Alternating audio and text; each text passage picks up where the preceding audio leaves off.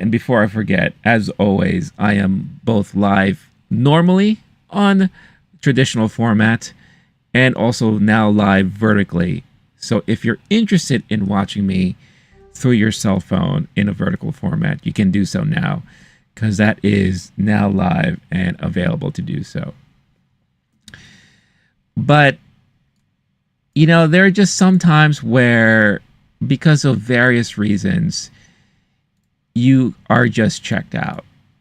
Maybe you're exhausted. Maybe you're tired. Maybe you're a little depressed. You know, that happens.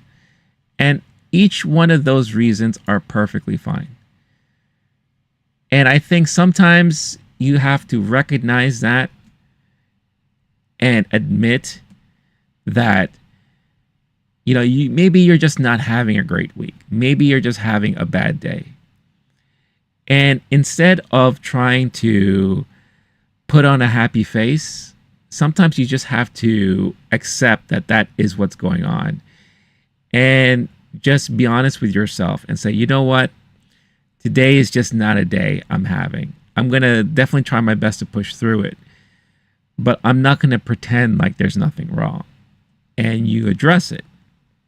And let's just say that last week or this past week is one of those weeks for me where it already started on Monday, where I literally, and this is no joke, and I mentioned this already before, I went through most of the day on Monday, not even realizing it was Monday. And I was going about my day as if it was like a Sunday. And I don't know how I lost track of time, but I did. And then in the late afternoon, it finally hit me. It occurred to me, oh my God, it's Monday today. And there are several things on Mondays that I usually do that I totally just didn't do. One of which is I usually go live and stream on Monday mornings. And I totally forgot about that. So that was one thing. And then there are several things that happened throughout the week that also just threw me off. And by come Friday, I was just like so mentally checked out of a lot of different things. I was so unmotivated, you know, where it got to the point where everything that I did on a daily basis just felt robotic, right? And I said, you know what? I need a mental health day. You know, I'll admit to myself that it's just not been a great week for me. And it's, like I said, due to many different reasons that's happening, you know, personal, professional, what have you. And I decided just to take a break yesterday to myself. I slept in a little bit more. You know, I did some things that would make me, you know, have fun. I watched like an old movie, played some games. I was able to play games online with my friends. Again, Helldivers 2. If it wasn't for that game, I wouldn't have nothing to play with my friends right now. And yeah, I just said, you know, tomorrow will be a new day. The weekend, I'm going to try to get things back on track so that I can proceed on through the following week and weeks on moving forward in a better mental health state, right? And I think for the most part, with me finally being able to do that yesterday for myself, I think for the most part, it helped. I woke up this morning. Yeah, I was a little groggy and I was a little like, okay, here we go. Another morning. As you saw, like before I went live, the view outside my window, it's cloudy. It's gloomy again today. It looks like we're going to get rain again. You know, I feel like we've been getting a lot of that lately. And of course, anytime the weather's that way, it kind of affects you health-wise, you know, mentally. But I pushed through the morning. I took a shower. You know, I did all the necessary grooming stuff. Got myself some coffee. And I feel okay. And I was like, you know what? I had some time. I was able to set up the stream, think of some topics that I wanted to talk about. You know, looking at some of the headlines from this past week to kind of mention today here. And I'm here. You know, and I said to myself, you know, it is what it is. At the very least, at least maybe I'll have a chance to have some great conversations with some of you out there. Whoever decides to watch live at the moment, or maybe whoever's going to be watching live later on demand.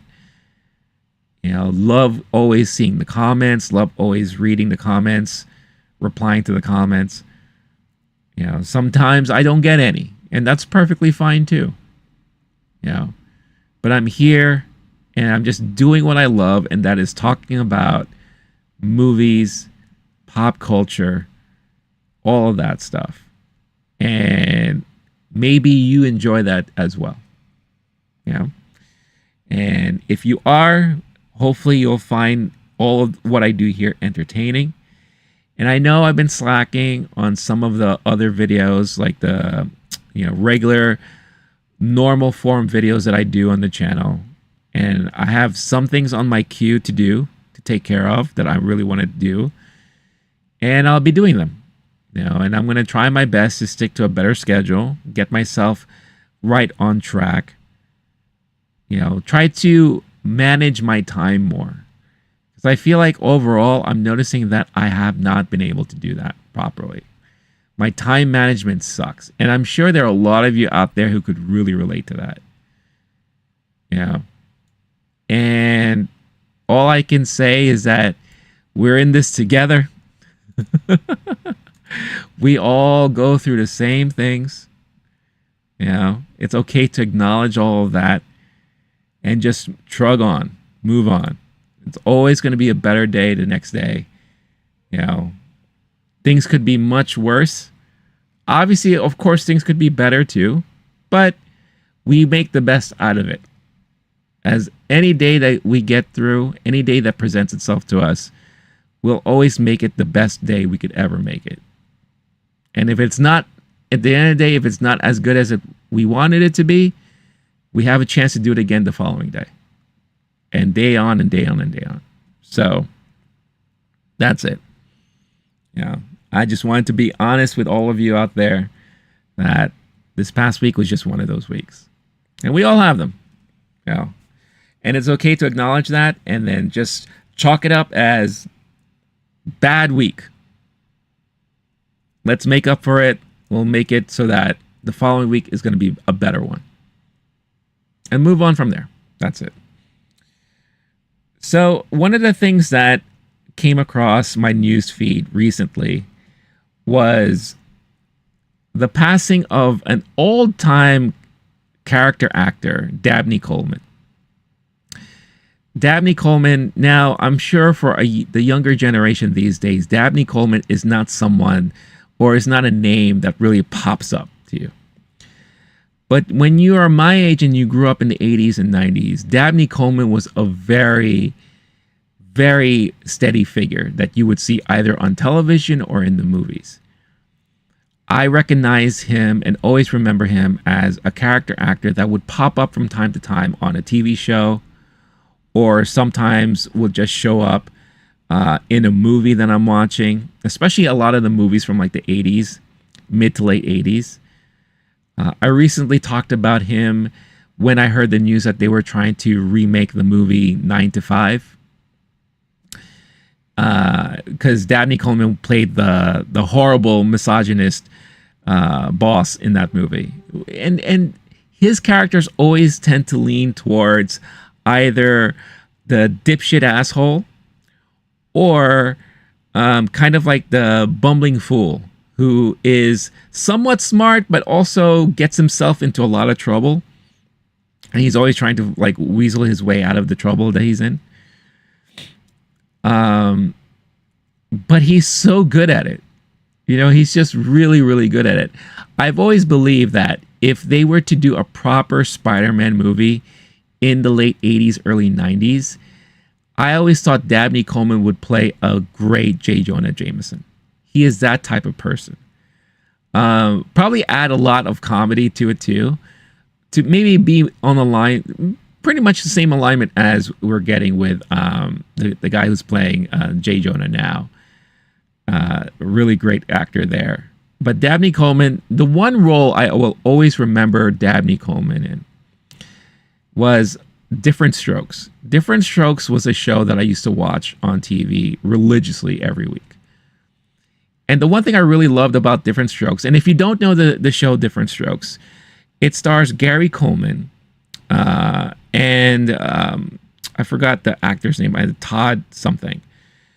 And there are two black kids from the city, and they get adopted by a rich family, a rich white family. I should mention that. And it's because the father, the rich white father, was friends with, I believe, the mom. The whole story behind it is kind of muddled in my memory. It's been a long time since I watched that show. And in a way, he kind of made it a promise that if anything was to happen to the mom, that he would always watch after the kids. But of course, the premise alone, especially in the 80s, was a very, very unique premise that probably not a lot of people were expecting to see.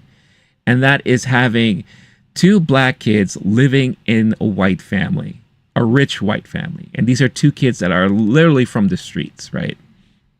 And they have a white sister, the daughter of the guy, right? This was the first time that we got to see the actress who plays, oh geez, I can't remember her name, but she also appeared on a TV show called, was it The Facts of Life? She played the den mother in Facts of Life, but on Different Strokes, she was like the babysitter, the housemaid. You know, so that was like our introduction to this character, which is kind of funny how then you would see the spin-off and then, oh, there's that same character on this different show. And I think there was a small crossover between Different Strokes and Facts of Life at one point. But Different Strokes, the one thing that show would always cover, and this was very influential as a kid growing up, is they covered a lot of topics that were very sensitive. I think a lot of people who remember that show will always remember the episode that talked about predators. And the friend of Arnold, who was played by Gary Coleman, was kind of assaulted in a way. There was a guy who owned a bike shop, and he was enticing the kids to hang out with him and read dirty comic books and watch dirty movies. And this poor kid was coerced into dressing up like Tarzan so that the guy can take photos of him in the shower. And that was such like an adult mature topic to cover in a show like that. And I think at the time I was maybe 4 or 5 years old watching something like that. And it raised a lot of questions to me, right? And it led to interesting conversations I had with my mom, you know, with my dad at the time. So they were not shy in talking about and covering those type of subject matter. When it comes to Dabney Coleman, there was a 2-part episode where I remember, I believe Arnold had to get surgery for something. I think he had appendicitis or something like that. And he befriended a girl from school, I believe. And it was like a white girl. And they were really close friends. And Arnold was very scared to go into the operating room. And I believe the girl was to have an operation at the same time. And they wanted to share the same room.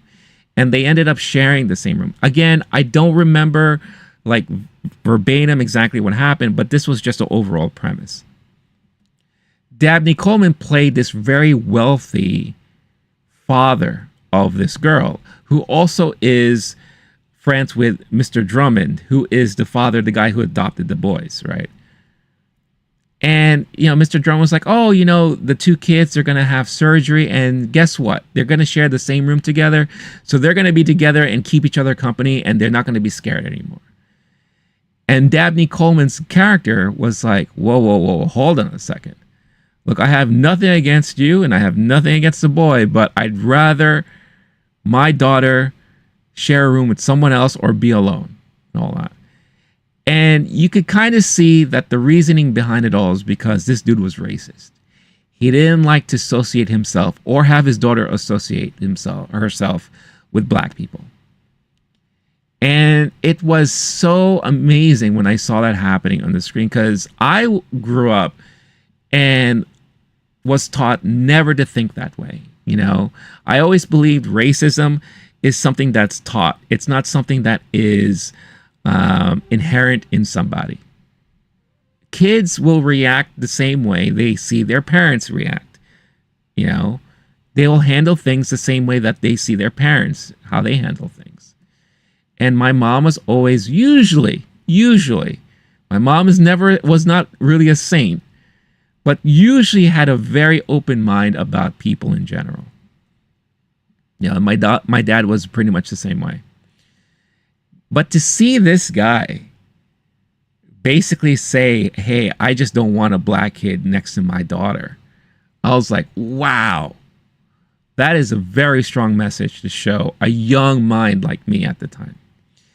And the way Dabney Coleman played this character, he's like, you really wanted to hate this guy. You really, really wanted to despise this guy.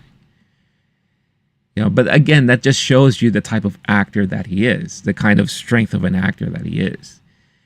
And that's kind of what he did. You know, he went through most of his career kind of playing like those type of characters that you wanted to dislike. You know, you wanted to call an asshole. You wanted to say like, oh man, this guy's just a dick. But then when you see him play other roles, you know, you could see how very diverse he is. And the range of kind of characters and emotions he could play on the screen. You know, I've seen him play, you know, sweethearts. I've seen him play, you know, gentle old guys. I've seen him play the bumbling fool, you know. But he was such a great character actor. And honestly, I don't know anything that he's done recently. I believe he may have been on the show Yellowstone in his later ages. I'm not sure. You know, but he was definitely someone that I saw quite a lot growing up on TV and movies. So, you know, he died at like 90 something, I believe. It was like 95-ish or whatever. So he's lived a good life. And, you know, rest in peace to Dabney Coleman. Definitely a person I'll never forget growing up. You know, and it is unfortunate that these are the days that people that we remember growing up and we see on TV and movies, they're getting to that point now where, you know, they're getting so old. And we're losing them little by little, you know. So, but the one thing I will say that they will always leave a long-lasting history with their filmography or the things they've done on TV, forever in celluloid, right? So it's always good to remember them during the roles that we remember them doing. You know, so what's going on, Darsh's Universe? What's up, Duck? That's a very strange question. Maybe you do, and if you do, I would love to know why you love 1967 Mustangs. But thank you for the comment, and I hope everyone is having a great Saturday so far, whether it's daytime, nighttime, whatever time it is over there. And if you happen to know who Dabney Coleman is, let me know your favorite Dabney Coleman memories or stories. All right. So obviously, the main topic here, especially in the title and in the thumbnail of the video, is about studios telling too many stories. And the reason why I kind of went with this type of topic is, you know, I've been reading a lot of articles recently about cancellation of shows. You know, we've seen it a lot, especially when in let's say, for example, Lucasfilm and Disney, right? They go through years where they will start naming all of these projects that they're working on. And then shortly after, we start learning, oh, this was canceled, this is getting pushed back, this is being rethought, maybe, you know, retooled, whatever the case is. Same things have been happening a lot on Marvel's side lately. A lot has been happening on Sony's side with some of the news that broke this week. And I think just everyone is jumping way too much on these trends. And they think that every story needs to be told when we are in this moment of a trend, right? And I guess it's easy to say that the biggest trend that we've had in recent years has been the whole superhero comic book trend. After such a major break in the 90s and early 2000s, now we're in, or we were in the golden age of superheroes and comic books. Mainly because of the success of Marvel and their properties and the way they kind of outlined the way you're supposed to handle a major story arc and get people amped up and excited for something big to happen in the movies. And then DC tried to come in and kind of replicate that same formula. Sony, since they own the Spider-Man IP, the license, they are trying to do their own thing. They've been trying to do their own thing since the 2000s with Sam Raimi's Spider-Man kicking things off. And mostly successful, when it's Spider-Man proper. We'll talk about like some of the spin-offs in a little bit. But we've definitely gotten to that point where now there is a switch in focus. Not only from the creative side, but a switch in focus from the audience side too. There's a lot of people who watch these movies who are now getting a little tired of them. And I think mainly it's because we've been way inundated and just overbearing amounts of content. And a lot of these studios, and I'm speaking mainly of Disney and Marvel, they are expecting the audience to follow everything and watch everything and be on top of everything. Because when this movie comes out, you have to make sure that at least you've seen this, this, and this to make all sense about what's happening here. And what they're learning is that general audiences don't want to do that. General audiences just want to see this and like this for this. Not have to see X, Y, and Z leading to this and enjoy that. And I think a lot of studios are learning. Now, don't get me wrong. A lot of people like myself will watch all of this in order to fully understand and fully be entertained by this. But we are the minority voice here, right? And I think that's also one thing that on the fan side of things, we have to also kind of understand that too. But now, like this past week, on the Sony side of things, we've heard, because as I mentioned before, Cannes is happening this week in France. So, of course, there's a lot of opportunities to catch up with studio heads, directors, performers, all that stuff. But what's happening with their properties, what's happening in their whole realm of the world. And there's some interesting things going on. And I apologize if I'm missing some of the chat here. What's going on, Jonathan Williams? Nice to see you here. Thank you for tuning in and saying hello. Hope you're doing okay. And hope you're enjoying your day. Sorry, I need to fix my windows better. But, they had an interview with head of CEO, chief CEO, Sony chief. Hey, what's up going on there, chief? Right? About some status of what's happening with some of their properties that they have lined up. Mainly, of course, I think people are trying to get idea and a sense of what's happening with the Spider-Verse, the Sony Spider-Verse realm, because of a lot of things that's happened recently with that. We had Madam Web that was released earlier this year, which obviously was, to many people, a huge joke. Now, the only thing that I will say is that it has hit Netflix finally this week, and it's right now currently the #1 movie streaming on Netflix. Mainly because I think it's a lot of people who are watching it just to make fun of it. They understand that they're going into a train wreck, and they're just going into it and probably having a bad movie night, roasting it. Maybe you have a lot of streamers that are now reacting to it for the first time. Because a lot of people just didn't want to pay money to watch this in the theater. And I don't blame them. I will still say, and I still stand by this, that the movie itself is, if they were intending to do this, brilliant in its own way. If they were intending to recreate a straight up late 90s, early 2000s type of action flick, superhero type of movie along the same lines as like the X-Men back in the days, or just something along that kind of like, level, then they accomplished it. They totally accomplished it.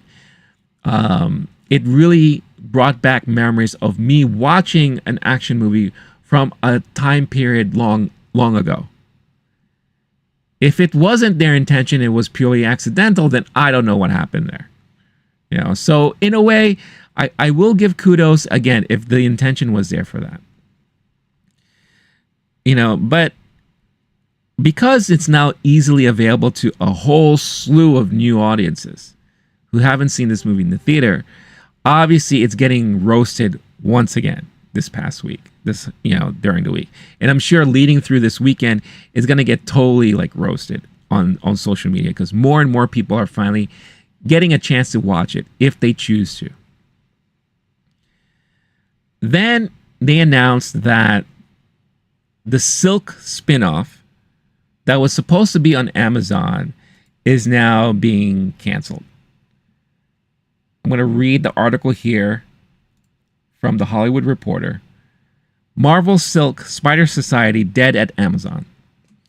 Sources say Sony Pictures TV, the studio behind the series, plans to shop the Angela Kang-led project to other buyers. Amazon's Marvel drama Silk Spider Society, from producers Sony Pictures Television, is no longer moving forward at the streamer, that is Amazon Prime.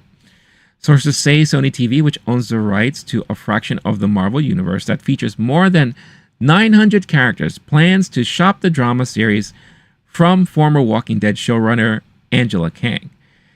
Kang, who departed her pact with AMC for what sources say is an 8-figure deal with Amazon, remains housed at the streamer and will continue to develop projects for the company. So not only is Silk no longer going to be on Amazon, but the showrunner that was supposed to be attached to this project is also no longer attached to it. The decision to scrap Silk comes a mere 2 days after Amazon, during its first in-person pitch to Madison Avenue ad buyers, announced a Sony-produced Marvel series Noir starring Nicolas Cage.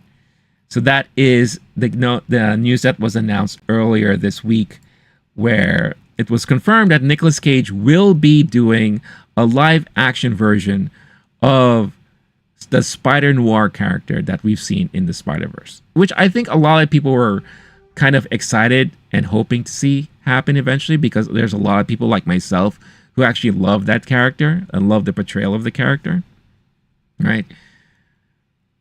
But I think this is another example of them trying their best and darndest to put so many stories out there that honestly, I think a lot of people are not interested in knowing and hearing about. There was another project that they announced last year, early last year or so. The Luchador Spider-Man spinoff that was supposed to be with Bad Bunny, right? El Muerte or something like that.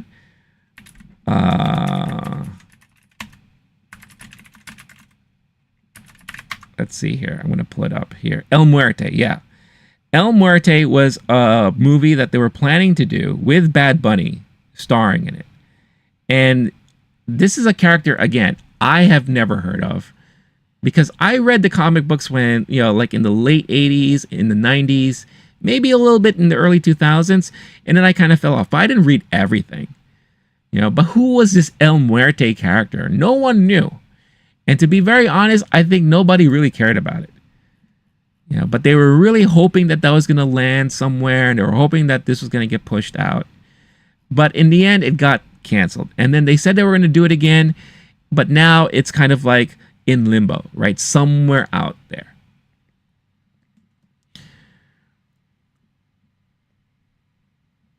So you have that. And then they were asking the chief there at Sony, and I want to make sure I give him proper respect, proper name. Tom Rothman, Sony Motion Picture Group chairman, Tom Rothman. And, he's talking about the latest slate for Sony and how excited he is about 28 years later, the follow up to Danny Boyle's 28 Days Later, which is great. I'm looking forward to that. And they're excited about that. He talked about the Zelda movie, the Legend of Zelda movie that they're working on with Nintendo. He's quoted here in saying, it's massive. The movie is being developed and made in the closest possible collaboration with Nintendo, Shigeru Miyamoto. He's a true genius in that world, and it's really his strong vision that is motivating it. He created it and understands it thoroughly, right? And then, of course, he has to talk about Spider-Man. And, I'll share the article here that I'm reading this from. And he says, "Let me tell you, when the last of the Spider-Verse movies comes with Phil Lord and Chris Miller, it's going to be a significant event, as will the next Tom Holland Spider-Man film. And when all the Karate Kid storylines come together with Ralph Macchio and Jackie Chan in a new Karate Kid, which is another movie that they're working on, for those fans, that's going to be a significant moment. We have those. The third and last Venom is going to be huge." Now you have to pay attention to some of the things he said there. The Spider-Verse, the next chapter of the Spider-Verse movie trilogy is coming, and then that's going to be the end of that. Apparently, this next Venom movie that we're getting at the end of the year is going to be end of the Venom trilogy, and quite possibly the end of the Venom storyline. Yes, we're also getting Kraven, another movie that's coming out this year, which kind of looks promising, but again, I'm not going to go nuts on the trailers because like I've said this many times before, there's a reason why there are people whose jobs are working as a trailer editor. There are houses and editing houses that their main jobs are to make sure that trailers look awesome. So a trailer can look great and the movie can end up being a big stinky poo-poo, right? So I'm not going to go nuts about that. But it looks interesting. It could be promising. But where does Sony go from here? And I feel like the idea of them maintaining the Spider-Man license, the IP. Now I'm talking about the motion picture side of things, because apparently on the TV side of things, Sony owns the properties and licenses for a whole bunch of other Marvel characters that are outside the Spider-Man realm. So who knows if they're going to try to do anything there with any of that. But where do they go from here? Okay. I'm sure when the Spider-Man Across the Spider-Verse Part 3 comes out, that's going to be a major hit for them. I love the last two. The last two Spider-Verse movies were fantastic. Very well done. And there are people who love the Venom movies. So I'm sure when Venom 3 comes out, there's going to be a good amount of people who are going to go out there and watch it. And take that as you will. However it ends up being. And of course, anything with Tom Holland as Spider-Man, people are going to be very excited for that. Because let's just face it, they found a proper formula that really works for Spider-Man. They found a perfect person to portray Spider-Man. And, Marvel has a little say when it comes to anything with that Spider-Man character in particular. So that movie, I'm sure, is going to be awesome whenever that decides to come out. But what are they going to do next? What do they have planned? And I think this is when you can easily say that they may be in a rut right now. And, their thoughts of telling this storyline and this storyline and that storyline, it's just not working out because many people, I think at the end of the day, don't care about these stories. The whole Silk thing sounds to me like people just lost interest in it. And that person who they had as showrunner probably decided, you know what, I'd rather spend my time doing something else. Oh, that Spider Noir thing? Maybe that sounds like something I would rather tackle than, whoever this Silk character is. Even though I think it would have been good to see another representation out there on TV.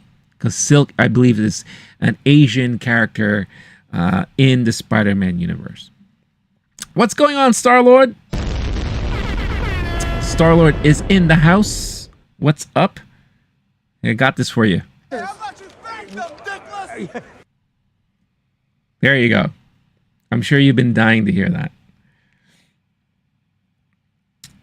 You know, so it's just so interesting. I can remember all the times that Sony has announced that they were going to work on a Spider project. Remember their idea of doing a Sinister Six movie, right? And I think they've always been trying to do something like that with the introduction of Vulture into their universe at the end of Morbius. Even, I believe, at the end of Venom. Venom 2, we saw like that little Easter egg at the end in the post-credit scenes with him in jail. You know, the whole Scorpion character. You know, they were planning to do this big build-up to be a major Sinister Six movie. I think Venom was going to be in there. You know, Morbius. Oh my God! Let's not even talk about Morbius. Madam Web. Who knows what they were trying to do with that movie? Probably nothing now. You know, after its reception. But you know, when you think of ideas and when you're putting these ideas together, of course you're hiring writers, you're spending money on this, you're spending money on that, and at the end of the day, you're just wasting your money trying to think up of ideas and storylines that most of the time people just don't care about. And instead of just focusing on stories that people would care about, and stories that are just good in general. You know, do we need all of these different Spider-Man movies? You know, instead of having a Kraven movie, why not introduce Kraven into a Spider-Man movie? See if people care or are interested in said villain that would warrant a separate movie outside of it. Why are you spending money on doing movies on the villains and the focus? Now, I get it. Sometimes it works. Joker was a brilliant example of that. But Joker is also a character that a lot of people are extremely familiar with because we've seen iterations of Joker in past Batman movies. Right? Who's Kraven? If you're not a comic book fan or you've never watched the animated shows, you have no idea who Kraven is. Right? Same with Silk. Same with even Madam Web. You know, if you never watched the Spider-Man animated movies or the animated TV shows, if you've never even played, let's say, a Spider-Man video game, she was a center character in, Shattered Dimension that came out on the PS3 and Xbox 360 back in the day. If you didn't do any of that stuff, you would have no idea who a Madam Web is. So these studios are like trying to force you to care about these characters that no one really cares about. And to be honest with you, yeah, you could argue and say, well, Marvel's trying to do the same thing. But if done right, a lot of these Marvel characters are interesting enough that it can grab people's attentions. I never thought Madam Web was an interesting character. I never thought Silk was that interesting of a character. You know, do they deserve their own movie or series? See, at least with Spider-Man Noir, we were introduced to Spider-Man Noir in, the Spider-Verse movie. We liked the character. A lot of people liked the character. A lot of people liked Nicolas Cage's portrayal. So it makes sense. You know what? Let's give a little bit more of what the people like, some attention. Spider-Man Noir, you're going to get something. Makes sense to me. Right? Star-Lord, you know what I crave? You crave more of this. I told you, that is a sound clip in the movie. Love it. Love it. Now, I know Sony's going to be all right at the end of the day. Obviously, like I said, I'm sure the Karate Kid movie will be an interesting movie. The Legend of Zelda movie, whenever that comes out, I'm sure is going to be fantastic. 28 years later is going to be brilliant, right? But when it comes to the Spider-Man property, I don't know what's going to happen, and I don't know what I don't even think they know what their forecast is like for something like that. What is the roadmap? What is the roadmap for all of that? You know, and I'm sure they have a team of writers and they have some creative people that are sitting together trying to figure it all out. They probably have like one of those, like, you know, pegboards with like the thread going around and saying, hey, how about this? How about that? How about this? How about that? You know, because this all ties to this guy. This all ties to that guy. You know, but that doesn't always mean something's going to work. And another case point, another great case study in all of that is what Disney has just went through, or what Disney has gone through in the last couple of years, which leads to another part of this overall topic, and that is Disney. You know, because Disney, you know, Bob Iger recently stated that Disney lost $4 billion in total because, quote, they tried to tell too many stories. Hence why you'd notice that they're kind of reining things in a little bit. Star-Lord, this is the first time and place I heard that. I will mark it as a monumental treasure. I'm telling you, when I first heard this, watching Ghostbusters Frozen Empire in the theater, I was the only one that laughed out loud uncontrollably, because it literally, like you hear it now, it came out of nowhere. And I just couldn't control myself. I was laughing so hard because it's hilarious. It ties to the original Ghostbusters movie, right? And it's kind of coincidental, because how would this guy know that he was called Dickless by Peter Venkman? And Peter Venkman was there with him during that moment. It was just chef's kiss. Chef's kiss of a moment. So I'm glad I have that soundbite here. And I'm glad that I was able to kind of prove that, yes, that is in the movie. I'm not just hearing stuff and making shit up. But yeah, I'm here on World of Real. It's a site I go to from time to time. But yeah, Disney CEO says Disney Plus lost $4 billion because it tried to tell too many stories. And it says right here, a major issue right now for Iger is their streaming platform Disney Plus, which was supposed to be Netflix's main rival in the streaming wars. That didn't turn out so well. As Netflix keeps gaining an audience, Disney Plus keeps dwindling, having lost 1.5 million subscribers during the last quarter of 2023. Speaking as part of the Moffett-Nathanson Media Internet and Communications Conference via The Hollywood Reporter, Iger admitted that Disney Plus lost a whopping $4 billion. The reason given for these huge losses was the aggressive nature of the company in wanting to tell too many stories.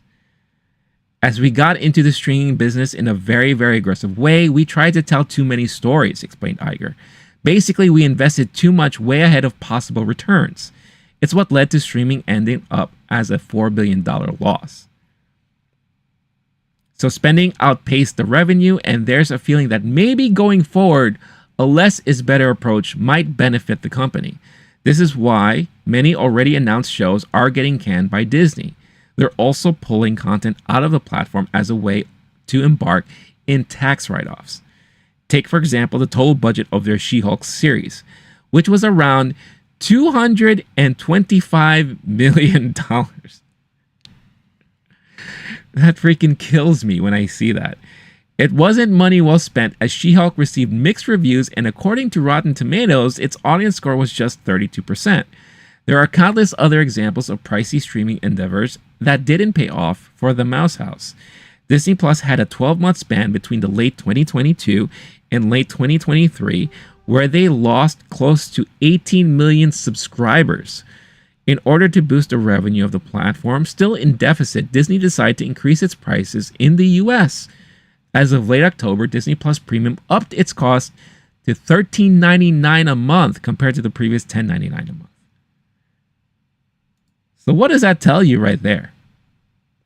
It's nuts. The amount of money that's being spent is nuts. And I will say this. A lot of this had to do with the pandemic because people were stuck at home. And everyone's mindset was, we need to create content people can watch at home. Disney was in a perfect situation because they just launched a platform, their own Disney Plus platform, where you could stream all of their properties. Your Mickey Mouse stuff, your Disney Channel stuff. You know, since they own Marvel and Lucasfilm, that was going to be the home of the Marvel movies, shows, animated shows, you know, all of that stuff. And each time they keep, you know, picking up studios, that was eventually going to be the home of stuff too. When they got Fox, we're like, all right, great. Eventually we're going to be able to watch Deadpool and X-Men here. And then they said, that's not enough. We need to add original content. And what perfect way to expand on the MCU and Star Wars? What better way to do so than creating original shows, TV series, movies, whatever, right? And they just went nuts, right? Now, they were already planning to do this, but they really upped the game. They really, like, you know, fast forward big time. You know, off the gate, WandaVision, Captain America and Winter Soldier, right? Or Captain America and Falcon, Falcon and the Winter Soldier, or whatever the show was called, right? LOWKEY. I believe all three of that was in 1 year, right? And then they tried stuff with Moon Knight, the before mentioned She-Hulk. And they kept like announcing new things. We're going to get an Ironheart show. Armor Wars was supposed to be a show at one point. You know, we were going to get a Wakanda show. It was just so much. So much. You know, then we got Hawkeye. You know, there's so many shows I forgot all of them already. And most of the shows, to be very honest with you, starts off strong and then just ended up bleh. You know, in the case of like She-Hulk, I would say maybe the first 2 episodes were okay, but man, it got weird. And it was trying so hard to be funny, and so it tried so hard to be meta and like inside baseball kind of joking. The whole last episode of them like in the writer's room is like, oh, hey, there you are. Oh, I need to talk to Kevin Feige. And like, oh, look, Kevin Feige is like a robot. It's like an AI thing. Like, it's so meta. And it was trying so hard to be very shticky, tongue-in-cheek. You know, which some of it was kind of cool. I kind of like the whole breaking of the fourth wall where it looks like you're in the Disney Plus menu and there she is popping out. It's like, hey, what am I doing here? And blah, blah, blah. You know? Things like that would be funny if you're reading it as a comic book. But sometimes when you're watching it on TV, it doesn't always land. But, and let's not even talk about Secret Invasion. Holy shit. What a train wreck of a series that was. And that was supposed to be the series that everyone should have been pumped for. And I said this before. You had finally Nick Fury back in focus. We haven't seen him in a bit. And of course, Nick Fury is a fan favorite if you're a fan of the Marvel movies. And you made a show featuring him that people ended up hating and despising and saying that, what the hell was this? This is a piece of crap. You know, introducing a character that's supposed to be like the uber powerful character. Now you're telling me that the Emilia Clarke character is quite possibly the strongest person in the MCU right now? Oh, and by the way, War Machine, Rhodey, that wasn't the Rhodey that we're supposed to have. Who knows how long that was? But the real one was being like kept and brainwashed and held as prisoner. The one you saw was just a clone. That was just a scroll. Huh? Notice how we haven't heard anything about any of that stuff recently. You know?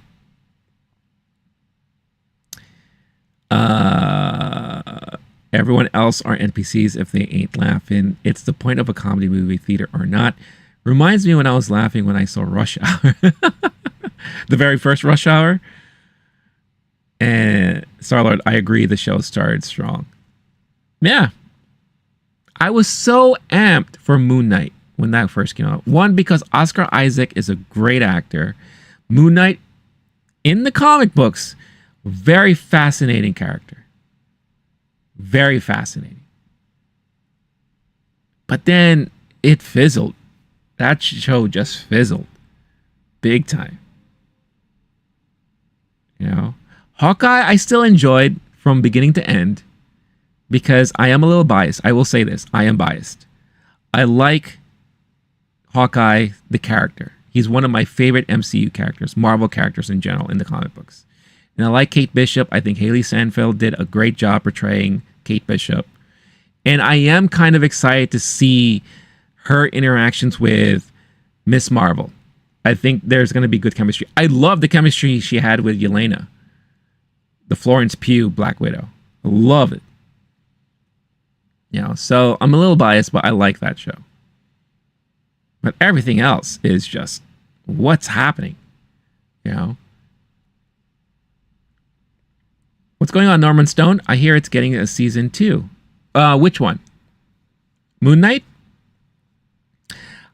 So when it comes to that, I'll tell you one thing that really pissed me off about Moon Knight, if you are referring to Moon Knight. Oscar Isaac did an interview just as Moon Knight was starting. And in that interview, he said straight up, I don't think there's going to be another season after this. While the current season was still kind of debuting. So when I hear someone, the main actor, saying something like that from the get-go, what makes you think I'm going to be so invested in watching this series? Knowing that this may be a one-and-done thing. Which in itself also, again, doesn't make sense, because why bother telling a story then if this person or if this character is going to end up being with us in the long run? I get it. You could tell like side stories of like, if you want to see a story about Echo, by all means, go ahead. But don't spend tons of money on a show just to do like a one-shot limited series, right? I mean, the reception for that also was just pretty poor too. For a character, then again, people were curious about, but at the same time I don't think a lot of people were asking or pining for a full season to learn her whole story. Now, for representation, I think it's great because, it was great to see a character who's deaf and mute and communicates through sign language. And I love that, the actress that they got for that role is the same way. But I don't think the character, deserved a full season for themselves. Throw her in stuff. If, again, we're getting Daredevil Born Again, right? So, and that is something I'm extremely excited for. Have her pop up there. The more the merrier. If we're going to have, a separate kind of storyline that focuses on a ground level, more superhero take, with your Daredevils, with your Punishers,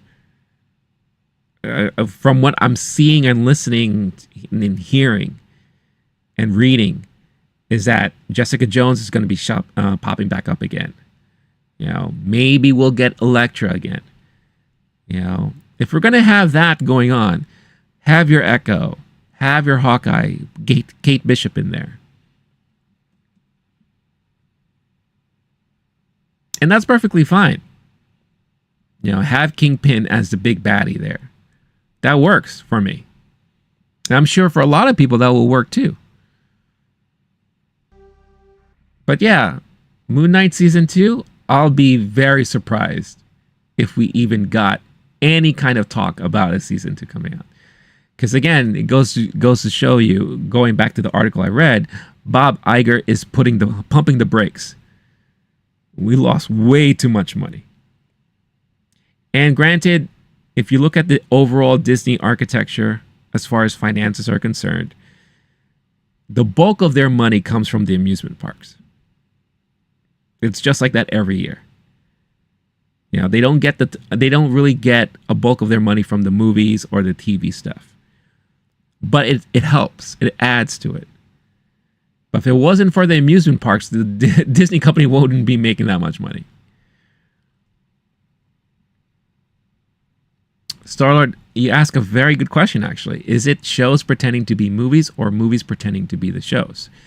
I think it's the movies, it's the shows pretending to be movies.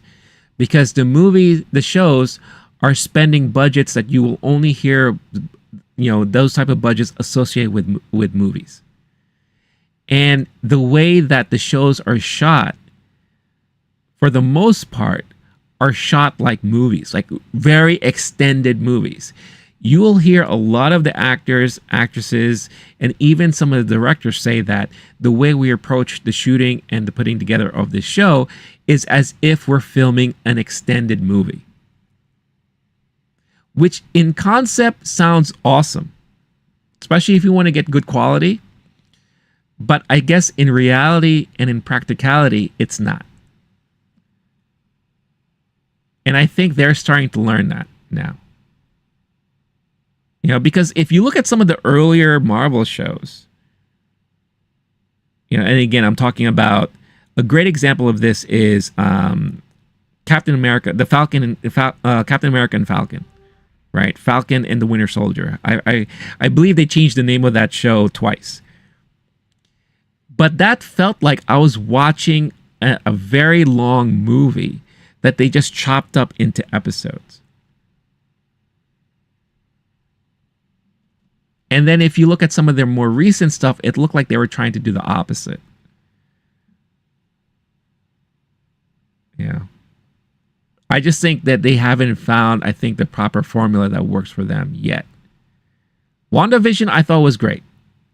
I thought that was a good first attempt. And I did love, and I cared about everyone in that show. Loki, first season, fantastic. Brilliant. Season 2,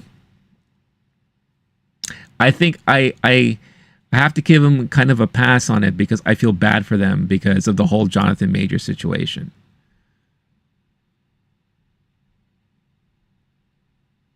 You know, but the thing is, like I said before, a lot of these shows start strong and then end up just bleh.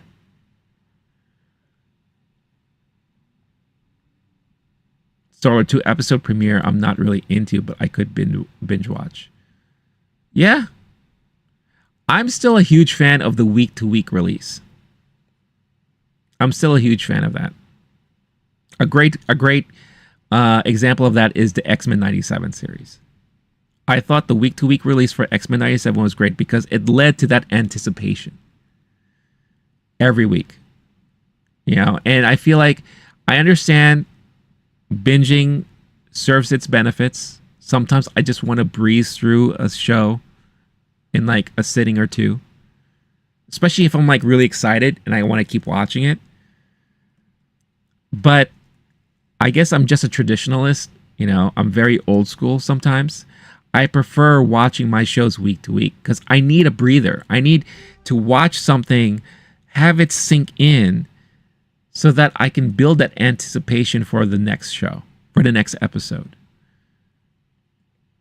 You know, especially when a show is very heavy You know, like a Game of Thrones, you know, or Rings of Power, a Shogun. I still haven't had a chance to watch Shogun, but I could only imagine how watching Shogun week to week was so much better than having to actually sit there and try to binge through everything, because that's a heavy show, very heavy.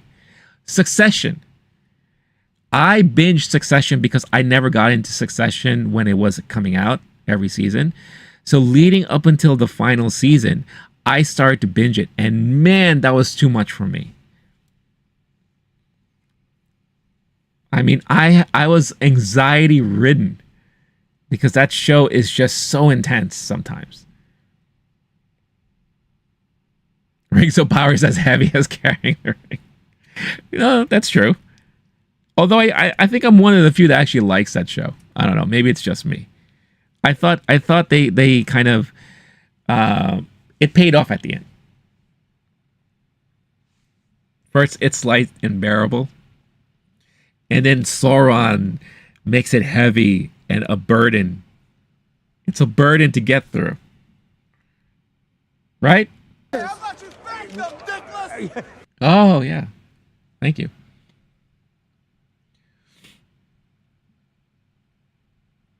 You know, so I don't know. I think it raises a really good question and point is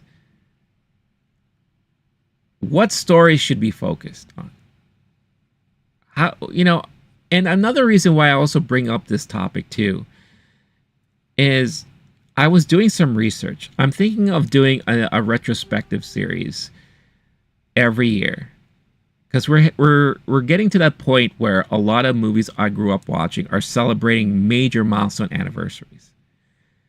Movies that came out in 1984 are celebrating 40 years anniversaries. That's huge. I mean, I'm 46 years old. I can't believe I'm that old. You know, but these are movies that are pretty much almost as old as me. So I started going back and I'm looking at some of the movies that came out in 1984. And it's so crazy how very little movies were out in theaters in any given month compared to what you see nowadays. And I think we're at a point where, and I don't think it's too far-fetched to say something like this, there's just way too much content out there. Movies and on TV. You know, I've said this before multiple times where I can't seem to catch up sometimes.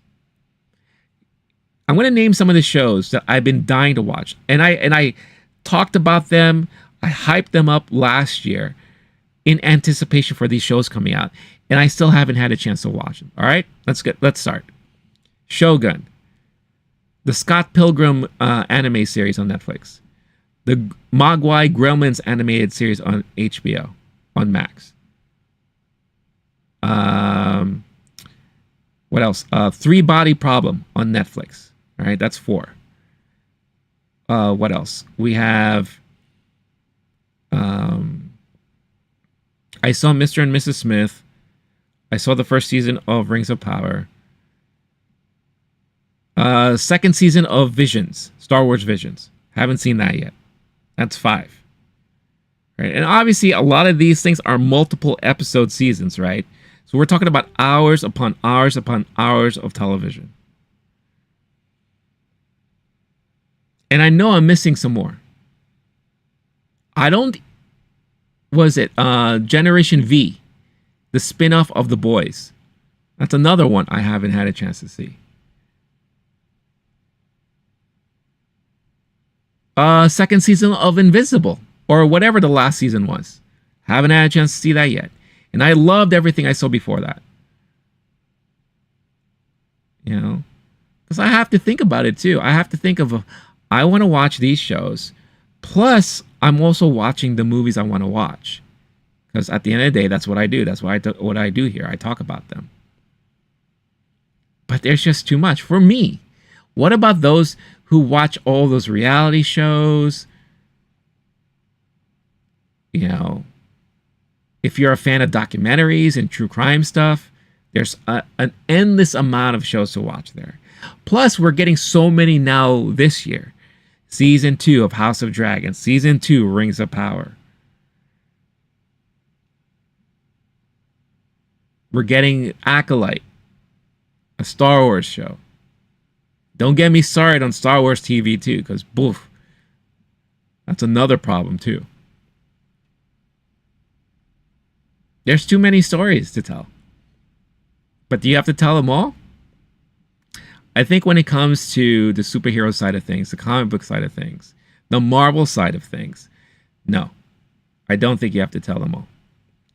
And the biggest problem I think they came across, and this is something I've also mentioned in the past, is that they thought that same model that they use for comic books will also be able to translate onto movies and television. And it's not. It's not true. It's a very different medium. It's a very different audience. You know, comic book fans and comic book readers won't mind reading multiple issues of a comic book series or multiple series that ties into one major storyline. They won't mind that. But a movie-going audience, a TV watching audience, you're asking them way too much to invest in watching this show, that movie, this movie, to understand this major movie that's going to come out 5 years from now. That's a lot of time to invest. Let's also remember that, you know, a lot of people right now have very short attention spans. Thanks, TikTok. Hey, I'm not your victim, Dickless! But it is what it is. You know? But I think what Bob Iger is trying to do, you know, pumping the brakes, reel things back, you know, demanding quality over quantity, I think is the first step. It's going to take some time. You know, this year is a very pivotal year for a lot of these studios. If you really look at it. Yeah, when you think about it, we are getting a lot of decent movies or decent looking movies this year. But if you notice, there's like not really the breadth of major blockbusters that you would expect in a given summer. Deadpool and Wolverine is going to be very different. That's going to be like the big major movie this year. Last year we got Barbie and Oppenheimer. I wasn't even expecting Oppenheimer to be that big, but I'm so happy it was. But look what's happening so far. Fall Guy was expected to kick things off, and it didn't do as expected. Kingdom of the Planet of the Apes seems to be doing all right. Let's see what it does this weekend. We're in right now. But we have, and we continue not to have, any Star Wars movies. We're only getting the one Marvel movie. No DC. No other major franchise. For the most part. But as I mentioned on Wednesday's stream, if you look at the slate for the summer of 2026, that's when things get nuts. But before we get to that point, we have a little bit of a lull. 2025, we'll see more of a ramping up, but 2026 is going to be insane.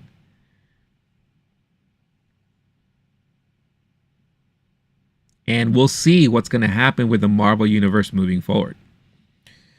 Deadpool and Wolverine's going to say a lot about that, in my opinion. You know? And then when it comes to Disney Plus, what Marvel show is coming out this year? We have Agatha all along, right?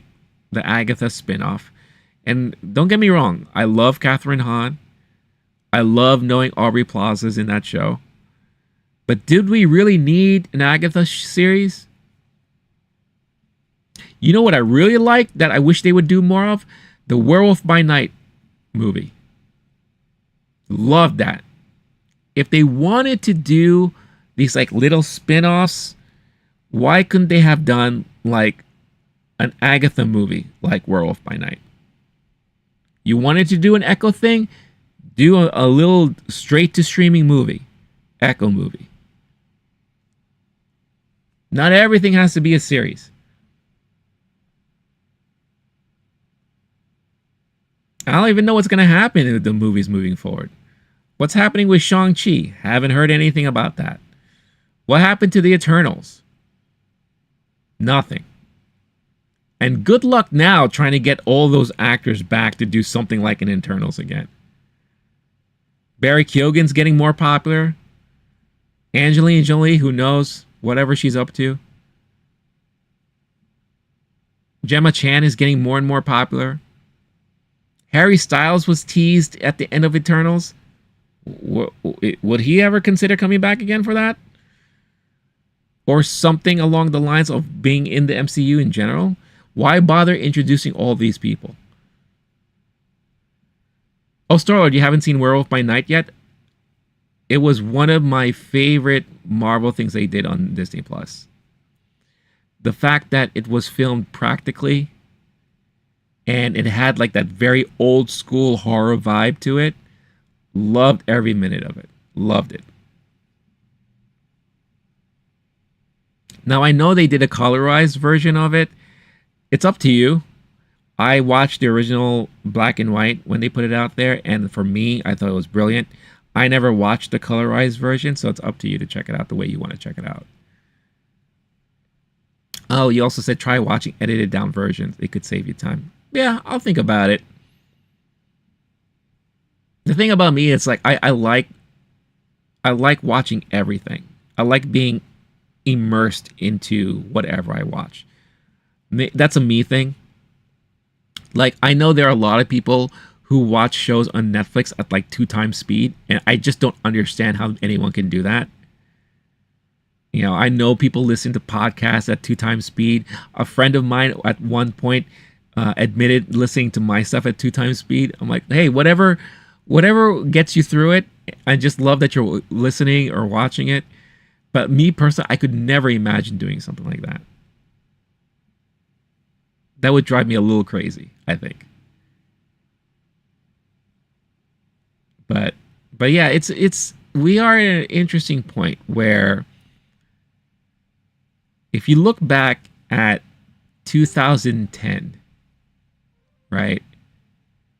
There was this fever, this feeling of wow, it feels so good to be at the age we're in now, where the things that I grew up loving, everyone now loves it. With the Marvel movies doing so well, DC doing okay. I forgot what year Wonder Woman, the first one, came out, but that got good praise. Man of Steel was a little bit divisive, but I actually personally liked it. But we are at least getting these properties on the big screen. And of course, you know, Harry Potter was very successful.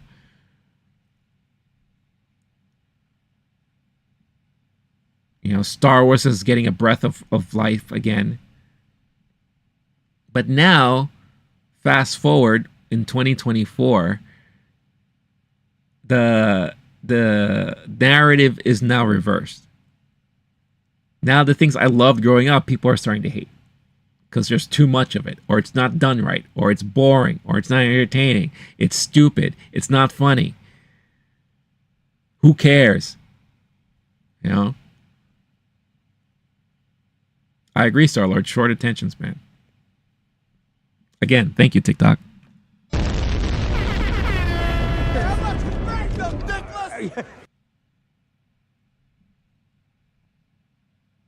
You know, so we are in a very, very different and interesting spot now.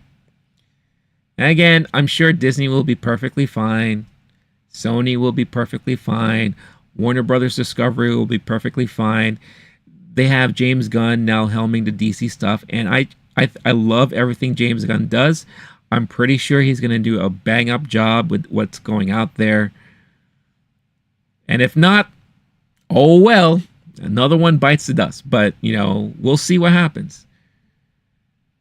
You know, and I think a lot of it also has to do with streaming. Just the popularity of streaming, the ease of accessibility to a lot of this content now at home instead of going out to the theater for it. You know, it changed a lot of habits of people.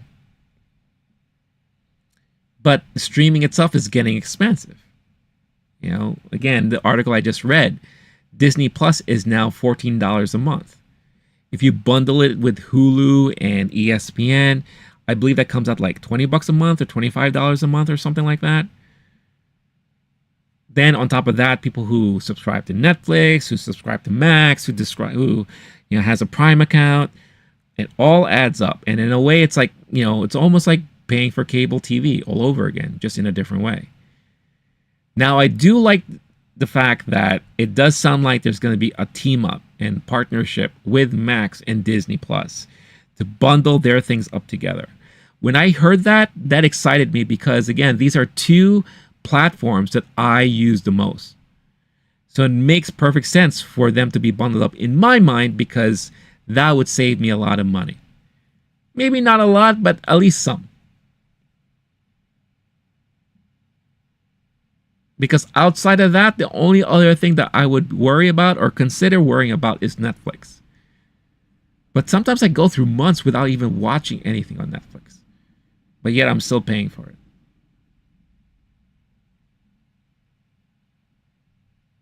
Yeah, and Prime is Prime. I mean, if you already have a Prime account, which most people do, you pay for the whole year. And Prime Video is just an added bonus to have. But I've said time and time again in the past that I cannot make myself or push myself to pay for just a Prime Video account on a monthly basis, because for me the value is not there. And that's just me. Maybe there are other people out there who are different. The only other service that I appreciate is Peacock, because I am slowly becoming once again, a wrestling fan. And of course, I can see my WWE there. Every pay-per-view is included. They're good with sports coverage, especially now that we got the Summer Olympics coming around the corner. I'm excited to see that. SNL. I love watching Saturday Night Live, so that's the place I go to for that. And some of the, Universal movies are on there. So of course I'll do that. I wish I could get myself in committing to a Paramount Plus, but for me, they just don't have enough on there. But you notice how I'm naming so many platforms already. There's just too many. I would love to afford having all of them. Adding maybe the Criterion channel, which I love because, again, I'm a movie guy. That's always my heart. And Criterion, they have such great programming on that channel. If A24 was to do one, or if A24 really partnered up with somebody, I think they're partnered up with Max now. That I would hop on that immediately because I'm such a big A24 guy. Then, of course, people love their Crunchyroll, their Shudder if you're a major horror fan. There's just so many. And then you have the free options like Tubi and Mubi. TV Mubi. And then what is that? AMC Plus for fans of like The Walking Dead and all that stuff. And then you have MGM Plus, which is a subsidiary of Amazon Prime. But I think you have to pay for that separately. It's insane. The amount of stuff they have out there is insane. And it all boils down to what I said before. It's just there's way too much content. Way too many stories to tell. But not every story needs to be told. I think that's the big lesson that a lot of these studios are now learning. Or slowly learning. Again, not a lot of them have, I think, fully caught on yet. But when you have your boss sitting down and telling people, yeah, our platform lost $4 billion.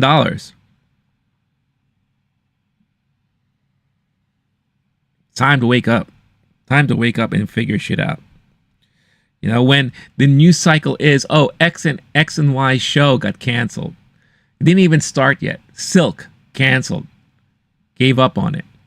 Or the showrunner or platform lost interest in it. El Muerte. El Muerte. I knew that was going to be a big mistake when they announced that. I was like, El Muerte. I remember they announced that along the same time, I believe Madam Web was announced. And we got Madam Web.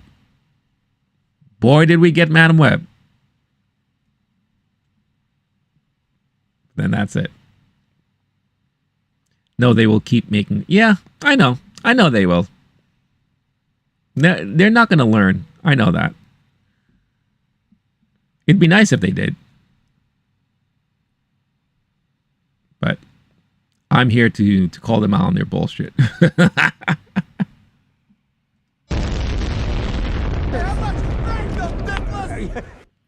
Is that ever going to get old? For me, I don't think it's ever going to be old. That sound bit. Starlord, by the way, how have you been? I feel like it's been a minute since I had a chance to chat with you. How was your week? What are you up to this weekend?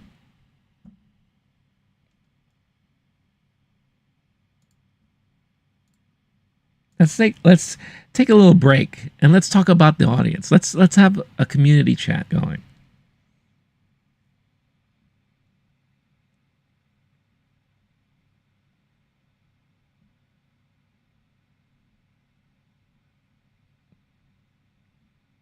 Just give me a second, guys. I am just checking.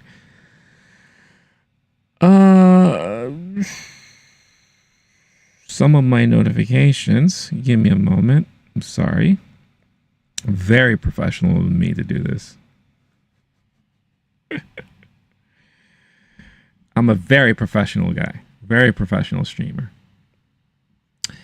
Starla, I've been missing out because I sleep all the time. Hey, sometimes your body needs it.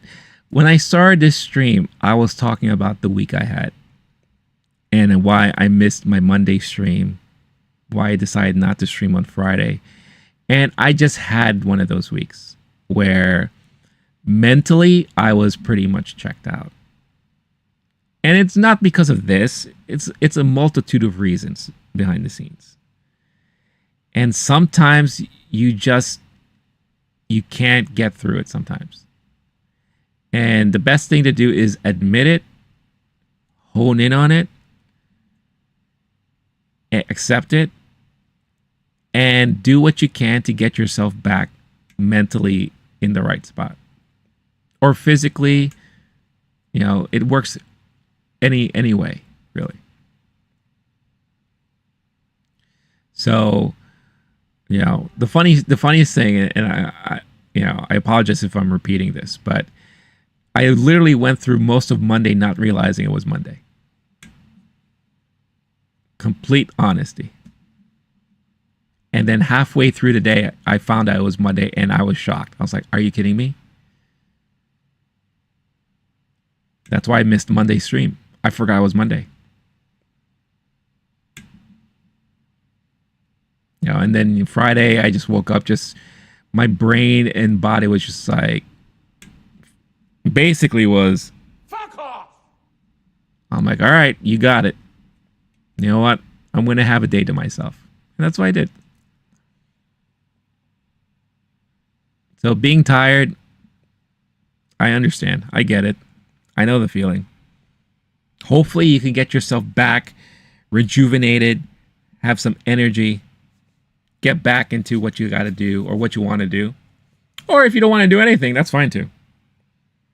Ain't nothing wrong with any of that. At the end of the day, you live the life you feel you want to live. And you make it happy for yourself. Whatever makes you happy at the end of the day. All right. Let's see here. So, The Hollywood Reporter has this interesting article that recaps everything, or at least 8 major takeaways from this past week's upfronts. Now, I mentioned upfronts on Wednesday's stream that was happening this past week, and it's funny because I mentioned back then that upfronts are a very different thing nowadays. But I remember back in the day, upfronts was you had these networks, you had these studios that lined themselves up in front of advertisers who want to buy ad spots during your shows, and they try to promote anything that they're doing for this upcoming year. Right? Now with streaming, I guess advertisers can buy ad spots for ad tiers, right? But it's very different situation scenario. But they still do it, And all the major studios, all the major networks and platforms were doing their upfronts in front of advertisers this past week. That's why we got some decent news coming out. We got some new trailers. Which, by the way, thanks Lionsgate and Warner Brothers. You blew it! For demonetizing my stream just for reacting to your trailers. Bunch of bitches. How much you thank them, dickless?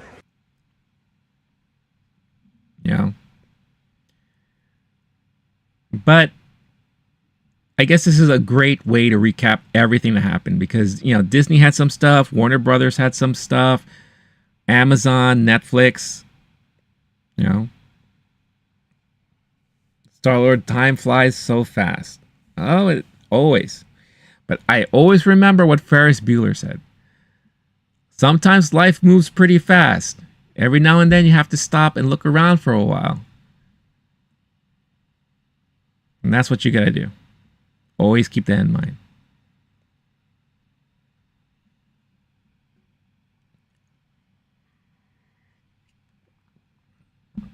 And I know I'm paraphrasing that line. I hope I didn't butcher it too much. Life moves pretty fast. If you don't stop and look around for a while, you might miss it. I think that's the line. I think that's the line.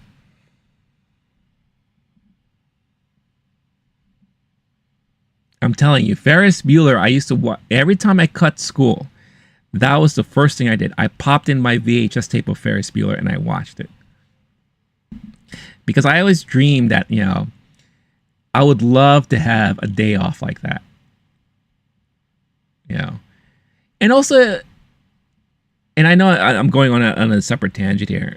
As I'm preparing this idea of like a retrospective on the summer of '84, as far as movies are concerned, one of the first movies I rewatched recently was 16 Candles. And I'm a huge John Hughes fan, right? Breakfast Club is one of my favorite movies. A lot of the movies that he's done. And the one thing that I could never really relate 100% with is that a lot of these movies take place in suburban neighborhoods, right? And that was one thing I could never relate to because I grew up basically in a city. I'm a 30-minute train ride away from Manhattan in New York. Even though I'm on an outer borough of Queens, it's not really suburban. So seeing all these kids in their suburban neighborhoods, schools that have lockers in them. I never went to a school that had a locker in it where I could keep my stuff there every day. Never had that experience. I had to like lug my books in a giant book bag every day. Like that's one thing that I was, I guess, a little bit envious of. And I guess I could kind of understand the type of shenanigans that they would get themselves into also. And maybe that's one of the reasons why those movies really resonated with me in a way. Because it introduced me to another life or another way of life that I'm not familiar with. I think the first movie I ever watched that was somewhat similar to what I experienced growing up was the movie Kids. And yeah, that is a very glum and dark movie to say. But I hung out with kids like that. I hung out with people like that. I knew people like that. That was the first time I said, yeah, that's something I'm very familiar with. So yeah. So that's one thing I really found fascinating about those old movies. Like, even though I can watch them like tirelessly, any day of the week, if I had a chance to watch The Breakfast Club, Pretty in Pink, Ferris Bueller, Weird Science, any of those type of movies, I would do so with no hesitation. Love those movies. But again, the one thing I can't really relate to is the fact that they're all in these like suburban, most of the time, Illinois, outside of Chicago, suburban neighborhoods.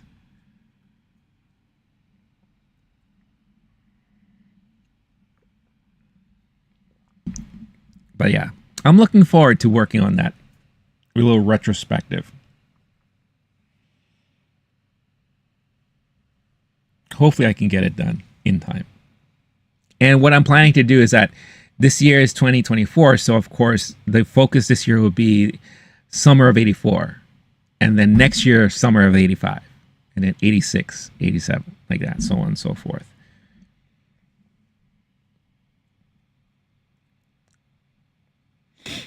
So, Lord, I love the classics. And it's crazy that I call them classics now. Oh, I know. I know. But here's something even crazier. Movies like Blade or movies like I Know What You Did Last Summer, those are considered classics now.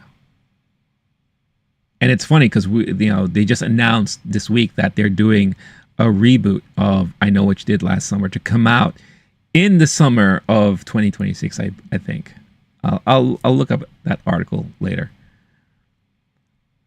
Scream, the original Scream, that's a classic.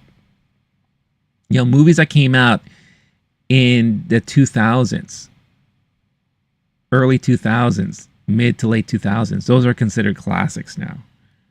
Crazy. Real crazy. I feel like that old man. I remember. Oh, wait. Speaking of old man, what's up, George Lucas? I know classic movies. I remember Citizen Kane. Citizen Kane is a classic. I remember when that first came out. I was a little kid. I was a strapping young lad back then. I remember Ben-Hur. Ben-Hur was an amazing classic. Lawrence of Arabia. Now that's a classic right there. These are real classics, you jerks. Not the classic you're talking about. When I made American Graffiti, that was like a nice little throwback to the classic days of growing up, in the 50s. With my little hot rod. I used to have a little hot rod that I put together in my garage, and I used to soup it up, and then we would go cruising down the big strip there, next to the diner, and everyone would show off. And it's like, hey, look at my car and look at me, and try to pick up a chick every now and then. Those were the days. Oh, thanks, George. I really appreciate that. Thank you. Hey, how about you thank them, dickless?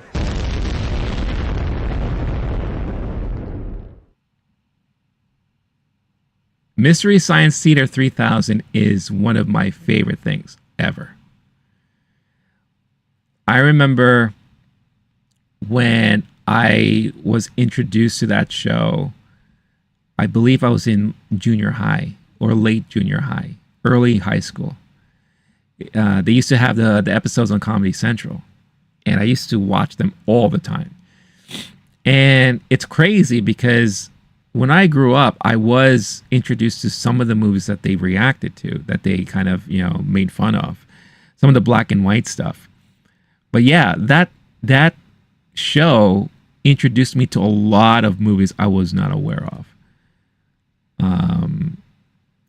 If it wasn't for that show, I would not have this fondness for Ed Wood, the director Ed Wood, because I remember they reacted to some of his movies. And then, of course, with the movie that the Johnny Depp movie done by who's this guy? You know what I mean. You know who I'm talking about. So yeah, again, it just shows you like how mushy my brain is. But when Ed Wood, the movie Ed Wood came out, even more so, how I fell in love with all that stuff.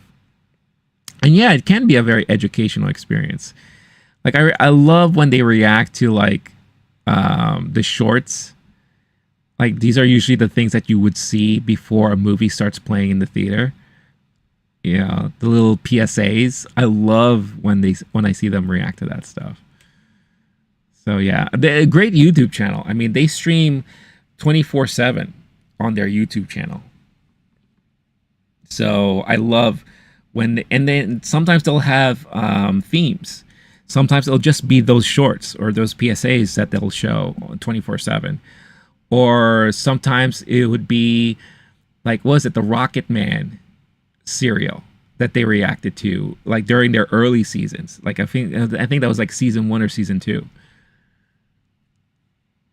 You know, I love that stuff. It's so fascinating to me. You know, but that was a time. That was a time back then. You know, I think my favorite Mystery Science Theater 3000 episode is they were watching a Gamera movie. And and then Joel, by the way, Joel is like my all-time favorite guy. I don't know, Star-Lord, who's your favorite guy? A lot of people like Mike. I like Joel. Joel's my dude. He's kind of like my speed. He's like me. And they were watching Gamera. And I remember they had a break. And they all like and they sang the Gamera song like Gamera, Gamera, Hirohito Gamera, Hirohito Gamera, Hirohito Gamera. Hey, stop, hey. And I remember I would just like die laughing because they're just saying nonsense as they sing the Gamera song. It's just so funny. So funny. I love it. Oh, so your favorite is Mike. Okay. Yeah, see, a lot of people like Mike. I didn't realize Mike was one of the original writers along with Joel. So Mike was always behind the scenes, and Mike used to always play like these like characters on TV, like in the episodes. There's one time, even before I knew who Mike was, he portrayed Morrissey in one of the skits. So I thought that was really funny when he showed up like that. What's going on, Fur? Is it Fur F-E-R?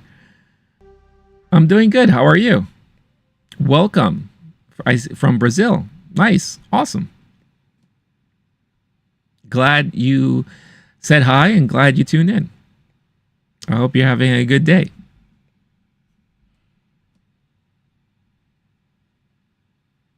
So, Starlord, what is your favorite? If you have a favorite, or I'm sure maybe you have multiple favorites, but what is your favorite episode of MST3K? I have a mug too. I'm not using it today, but I have like an MST3K mug that sometimes I'll use when I'm on here.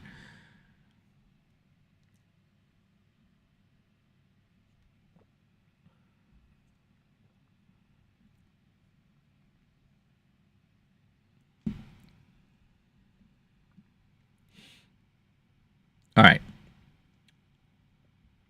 All right. So I'm going to be talking about now. I'm reading this article from the Hollywood Reporter. 8 takeaways from Netflix, Amazon, and the rest of the upfronts this week. And this kind of goes along with what you were saying, Starlord, earlier, is TV becoming too much like movies? Well, film has crashed TV's big week. Streamers mean business. Bob Iger takes a victory lap, and more from a week of spin and hard sales pitches. I'm talking about the recent upfronts this past week, and if you don't know what they are, here in the United States, a lot of the major studios will go in front of advertisers to pitch them. This is the content that we're creating for the year, and advertisers will say, "Okay, we'll buy spots on this show, that show, all those things." So, do I make lives every day? I don't. I usually stream. My usual schedule is Monday, Wednesday, and Friday. But since I missed Friday, I decided to do one today to kind of make up for it. You'll say, oh, thanks for subscribing. That'll be awesome. I really appreciate it. Star episodes that show movies that's not in the 1930s. I riff on the live streams. Nice. So you really participate. That's awesome. One of my favorite, I guess, kind of non-30s movie that they riffed on was Mitchell. Me and my friends used to always go around saying Mitchell in front of everybody.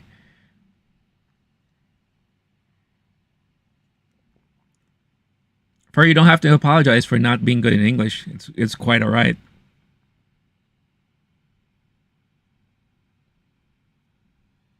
Mitchell. How about you thank them, dickless?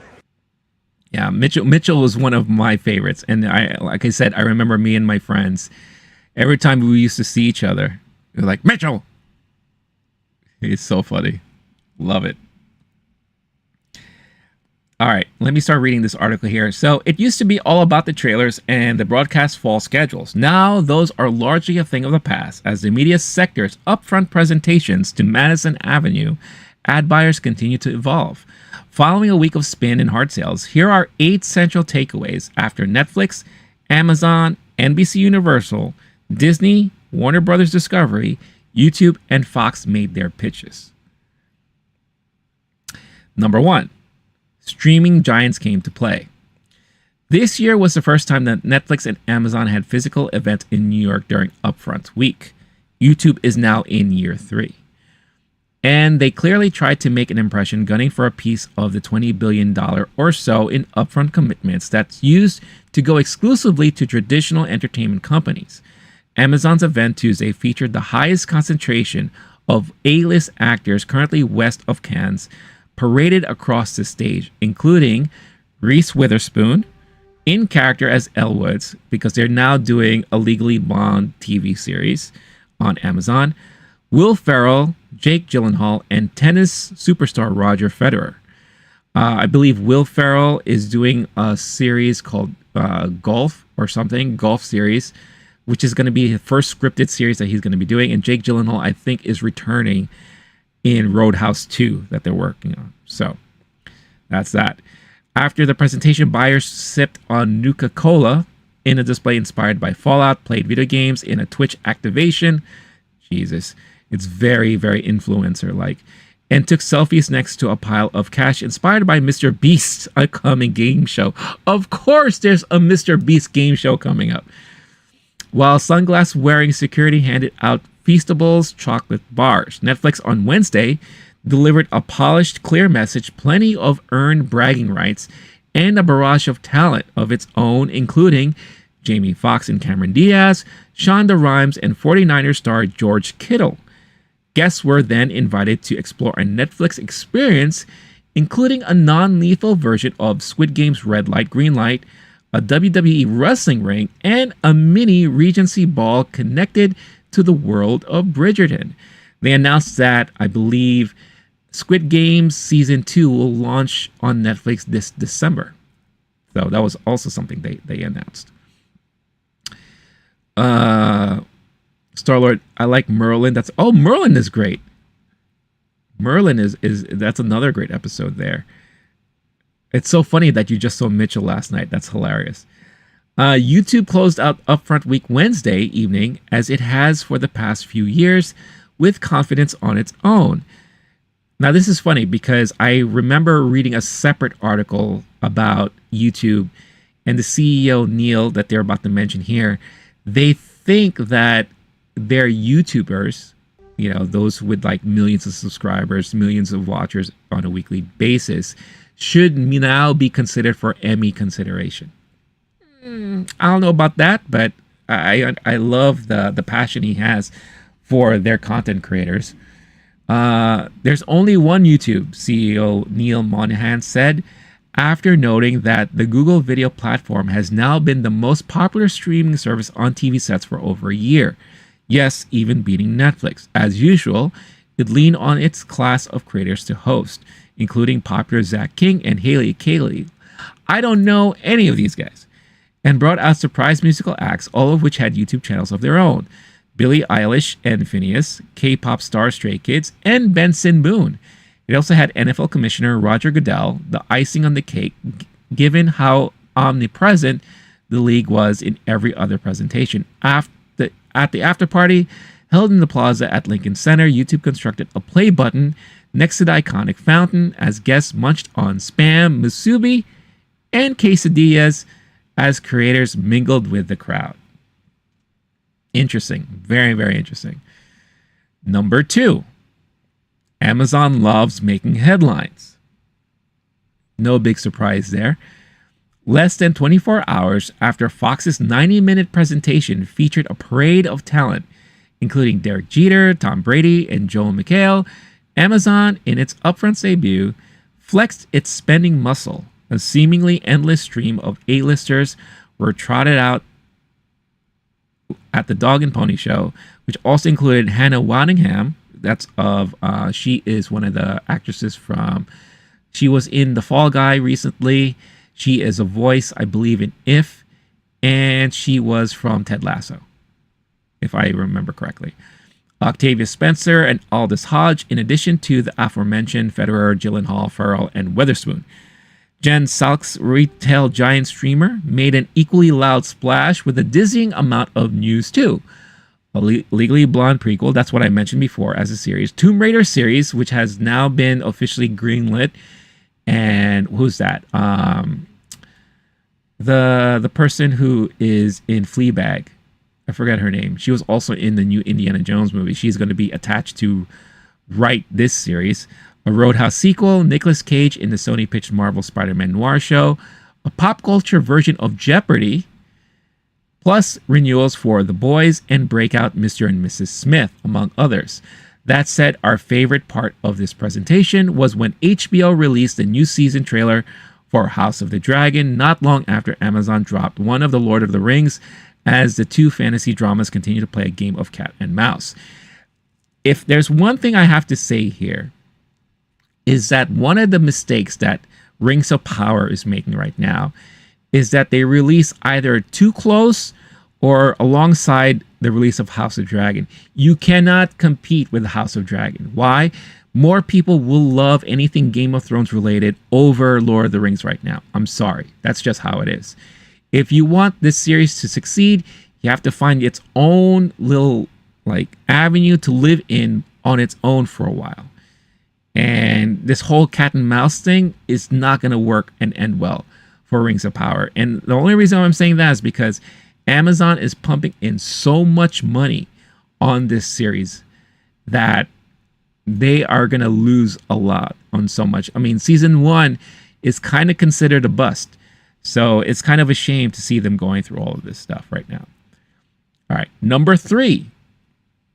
NBC Universal is stuck in 2005 with a streamer. This is interesting. I wonder why they say that. The conglomerate time warped back to the early aughts with an upfront presentation that featured Heroes grad Zachary Quinto returning to NBC's primetime in a drama Brilliant Minds, Kelly Clarkson performing Since You've Been Gone, and a double dose of Reba McEntire, who's on The Voice, and she's coming out with her very new sitcom called Happy Place, with Snoop Dogg thrown in for good measure. He's working on the Olympics.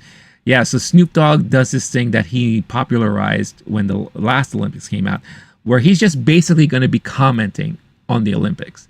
I think last time he did it with Kevin Hart. I don't know what he's doing now, but literally all he's doing is reacting and commenting to events on the Olympics.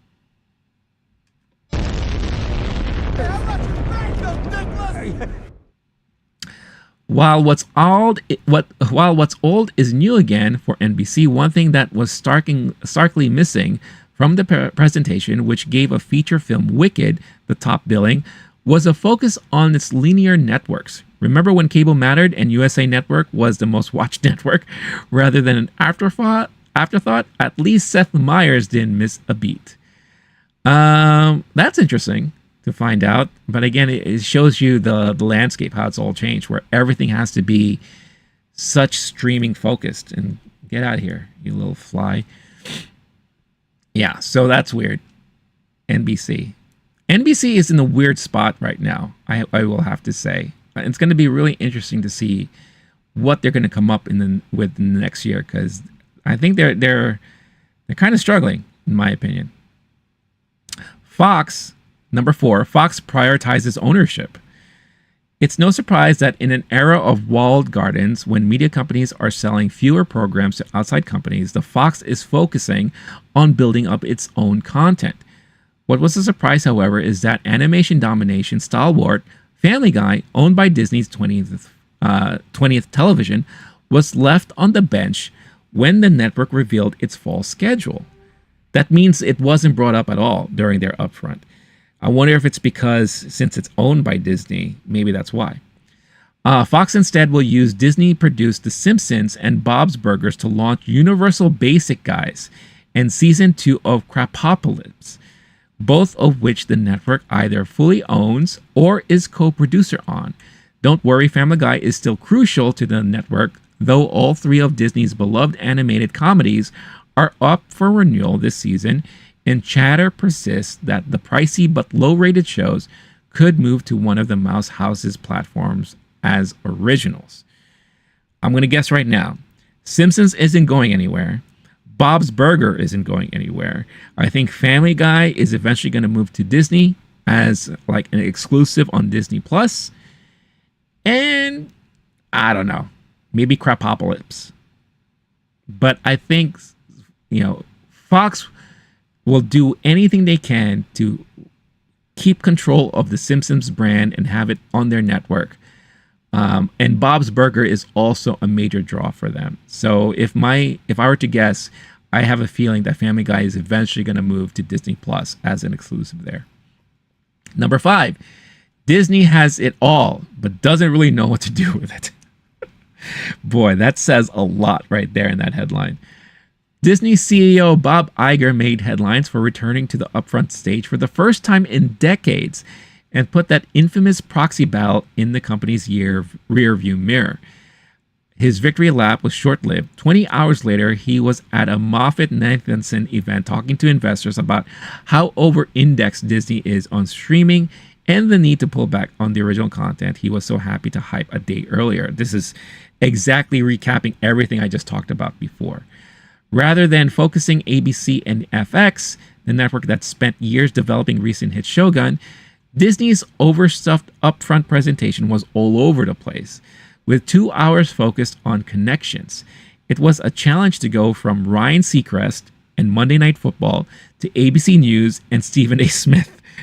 Yes, Marvel and Star Wars had their respective moments, and Jimmy Kimmel spared no expense, but other than a shot at his top lieutenants in the audience, not a single one of the company's key creatives, FX's John Landgraf and National Geo's Courtney Monroe, along with Onyx's Dara Duncan, got any stage time. But hey, The Room did get an exclusive look at the new season of FX's The Bear. Jesus. The headline said it all. What do you do when you're a studio that has too much? Right? Again, the narrative I had mentioned before was telling too many stories.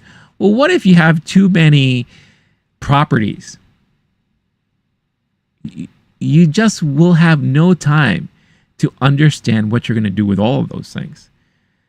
And in this day and age, pitching stuff in front of a room filled with advertisers, that's going to be a tough situation. So, of course, you're going to have to pick and choose, right? But man, that's rough. That's really, really rough. Yeah, I don't know what they're going to do moving forward with any of that stuff. Star-Lord, Disney had it all when they knew what they were doing with it. That's also when Disney had very little to work with. When Disney was really focusing on their animation side of the business, their live action side of the business, the theme parks, and merchandise licensing, I think they were fine. Then when they ventured off into buying property over like studios after studios, don't get me wrong, smart move to buy Marvel, because Marvel was already suffering, to be honest with you. So Marvel was given a breath of fresh air, a new light, and a proper home to go home to. Because one thing Marvel always suffered with was managing themselves. Now they were able to have someone do that for them. And to be honest with you, I think they had a bargain when they got Lucasfilm with the rights to Star Wars and all those properties there. But then that's when you could kind of see that they started having too many things under their belt. And once they started doing that, they kind of, I don't know, I don't think they knew what they had. They just don't know what to do with it all. That's why they kept throwing things at the wall to see what stuck, right? It's like they're cooking pasta. Like, all right, does this work? Will this work? Will this work? Will this work? You know, it's just too much. It's too much. You know, and it worked for a little bit, but you could see like the creaks are now appearing more so than ever, and things are slipping through the cracks. You know, so we'll see what happens. It's going to be very interesting to see what happens moving forward. Number 6, Warner Brothers Discovery goes it old school. WB. Warner Brothers Discovery delivered a presentation that felt like a blast from the past. Casey Bloys previewed originals coming to Max and HBO, though there was no delineation in the next 18 months. But the bulk of the presentation was focused on ad buyers and, gasp, its many linear networks. WBD remains believers in the power of linear. U.S. Network's chair and CEO Kathleen Finch said as she and the ad sales folks dominated the 90-minute presentation. Okay. Which included what? Well, you have Sarah Jessica Parker here, so that doesn't mean we're getting more of that sequel series of Sex and the City, I guess. Number 7, and this is something that is not very common for upfronts. Focus on film? Yeah, I'm actually kind of surprised about that myself. NBC Universal set the tone for the week when its Monday morning presentation kicked off with the trailer for the feature film Wicked, that was screened exclusively for attendees before it was released wide the following day. Amazon hyped Roadhouse and announced a sequel. Netflix confirmed Happy Gilmore 2 and its buzzy new Catherine Bigelow film. Even WBD, Warner Brothers Discovery, in its linear-focused event, kicked it off with a sizzle that prioritized features Furiosa, Dune Part 2, and Wonka. In the streaming world, it's all one ecosystem, and film components have now become part of the upfront norm. Yeah, this is all about like when movies are now on the streaming service, right? That is another draw in addition to the content and the programming that they have there. So, but again, this was never a focus in the past. So that is kind of fascinating to see how things have changed. Starlord 7, I subscribed to Disney Plus, then just started watching the classics. Well, that was like the draw to Disney Plus, right? I think the major draw that a lot of people had in their minds was now I can go back and watch some of the old stuff that I haven't seen in a while. You know, some of the old Disney movies, the animated movies, some of the old Disney shows, the Disney shorts. You know, a lot of the stuff that I grew up watching as a kid. You know, I used to rent VHS tapes with a lot of the Disney cartoons on them. And now knowing that I can go back and watch some of those stuff was very fascinating. DuckTales, you know, shows like Tailspin and Darkwing Duck and Rescue Rangers. I was so excited that I got to see them again all over. Knowing that they had the Muppets license, maybe I could see the Muppet Show, or I still to this day cannot see Muppet Babies, and that pisses me off. There's some crazy, unfortunate licensing issues because every episode featured some sort of movie clip or song that they don't necessarily own the rights to anymore. So it's frustrating that they can't figure that out. You know, or Muppets Take Manhattan. You can't stream that on Disney Plus because of another rights issue. You know, but that was a major draw, and it was a bonus that we were going to get original content on the platform. But as I've talked about before, a lot of that has been very hit and miss. So it was for Obi-Wan Kenobi, but after that lost interest. Yeah. And even that, Obi-Wan, in my opinion, very promising, but ended up becoming meh. How much you think them, dickless? The Mighty Ducks, another great example there. And they tried to do that show, you know, like that takes place now or whatever. I don't know how well that did, but I heard some people liked it. I don't know. Yeah, see, there you go. Even the new one was all right. They got back Emilia Estevez. So I thought that was pretty cool. But again, shows like that, they only work mainly because of nostalgia, right? A lot of people have nostalgia for these properties. And number 8, where's the new stuff? Whether it's the post-strikes development pipeline not fully running yet, media companies pinching pennies, or a combination of the two, this year's upfronts felt more than a little sparse when it comes to new programming. The big 4 broadcast networks and the CW promised 20 new scripted series for the coming season, which is up from just 12 last year, when the upfronts took place 2 weeks into the writer's strike.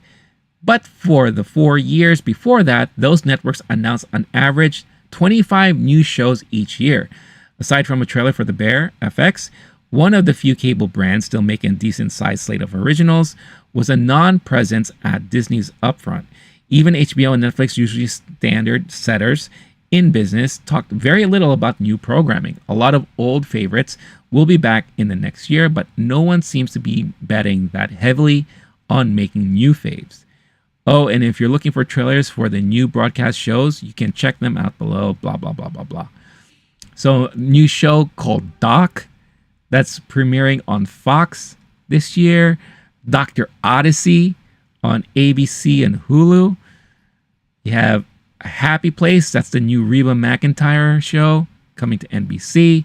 High Potential, which is a new show on ABC. Rescue High Surf, which is a Fox show. That looks like that's going to be interesting. Not. Universal Basic Guys, another animated show to add to their animation block there. So, yeah.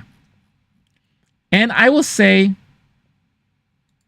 my opinion, really, and again, this is just my opinion, with some of the new things that they announced, I was not at all interested in. You know, like some of those shows I mentioned there, they're just not for me. They're not my cup of tea. I'll say that.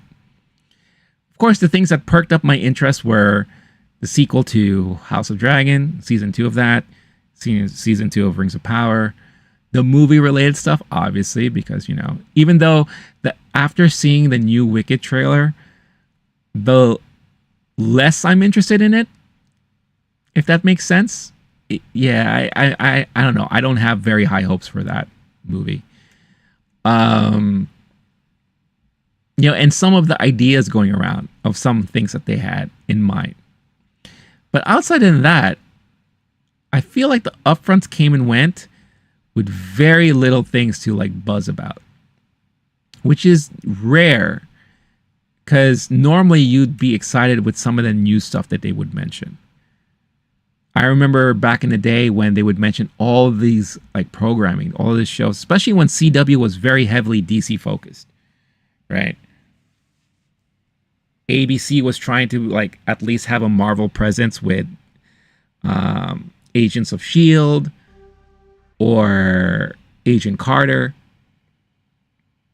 You know, there would be some new show. When Riverdale was first announced, I remember that was something that was like mind-boggling to me. It's like, wait, you're going to turn Archie into a serious show?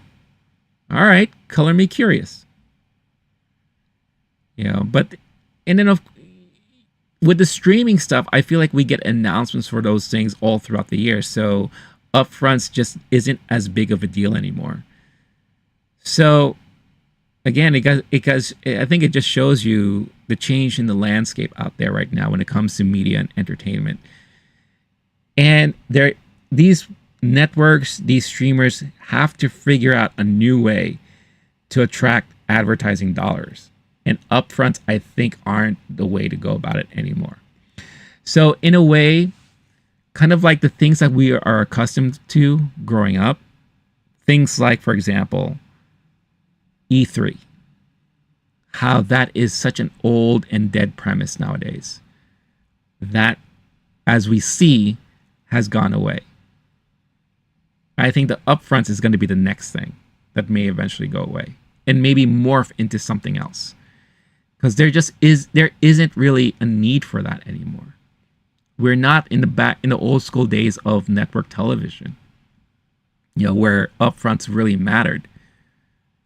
So it's going to be a very interesting thing to see how much more things are changing year after year the more we go forward. But that's a little recap, a small brief recap of the upfronts that's happened this past week.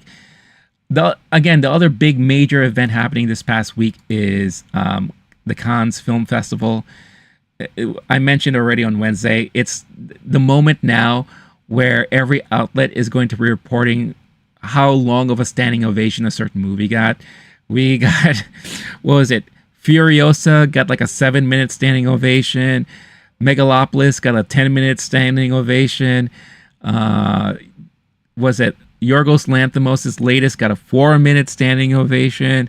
Who gives a shit? There must be a guy, a timekeeper, that the minute a movie ends, he's a guy like all of a sudden will hit his stopwatch once people start clapping and standing up. I mean, this is how lazy reporting has been in the entertainment industry, and it's funny. I just find it hilarious that those are like the headlines you would see.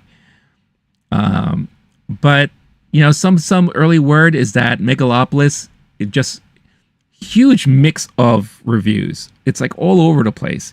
But the most common thing is that it's very ambitious, confusing, you know. So in a way, it almost feels like this is Francis Ford Coppola's Citizen Kane.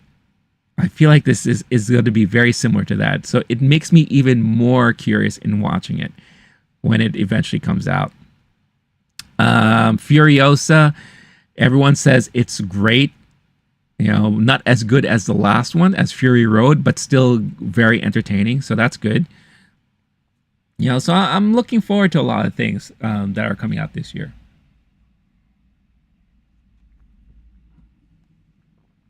All right. So, I mean, that's pretty much the majority of the major news I really wanted to talk about today. You know, there are talks about Deadpool and Wolverine runtimes. Like, who cares? I feel like these days, people either will care or not care about this shit. So apparently, the new movie is going to be 127 minutes long. So what?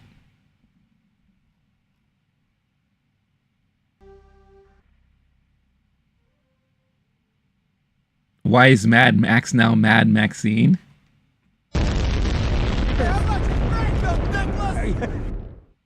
Well, to be fair, the title of the movie is Furiosa, a Mad Max story, right? Or a Mad Max saga or something like that. So it's in the world of Mad Max. So this is like a side story, right? To a character that a lot of people really liked in Fury Road. But even then, Fury Road, Mad Max himself took a major backseat. Wasn't he like chained up for most of the movie? Right? So I do kind of agree with you there, you know, but I think for me, I don't care who the main focus is. I just want to see more of that crazy Mad Max action and car chase scenes and just absurdity in stunt work. I want to see a lot of that. And I am a major fan of Anya Taylor-Joy, so I'm very curious to see how she's going to do in this movie. But yeah, it is weird how Mad Max has taken a major step back in his own franchise.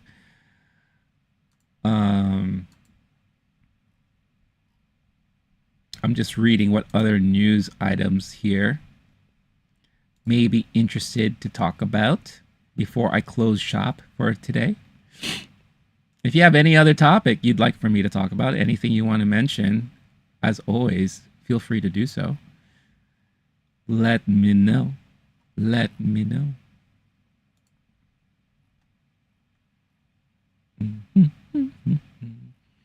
We had some release dates and all that. I'm sure it's good, but that's not my question. I'm going to just ignore it, respectively.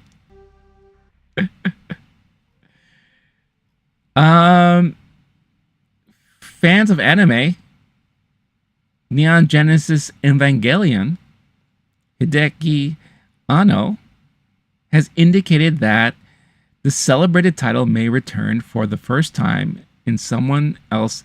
Oh, and someone else could be in charge. Ooh, this is an interesting article. All right, here, let's talk about this.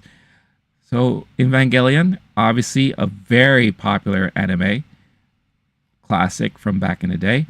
In a recent interview with Asahi Shimbun newspaper via Anime News Network, that was a site I used to follow religiously back in the day when I was really into anime. So it's nice to see that they're still around.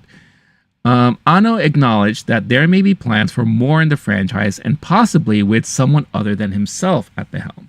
He indicates that person would receive a high degree of freedom, but says plans are not definitive as of yet. All he can say now is he's not ruling out the possibility of future installments.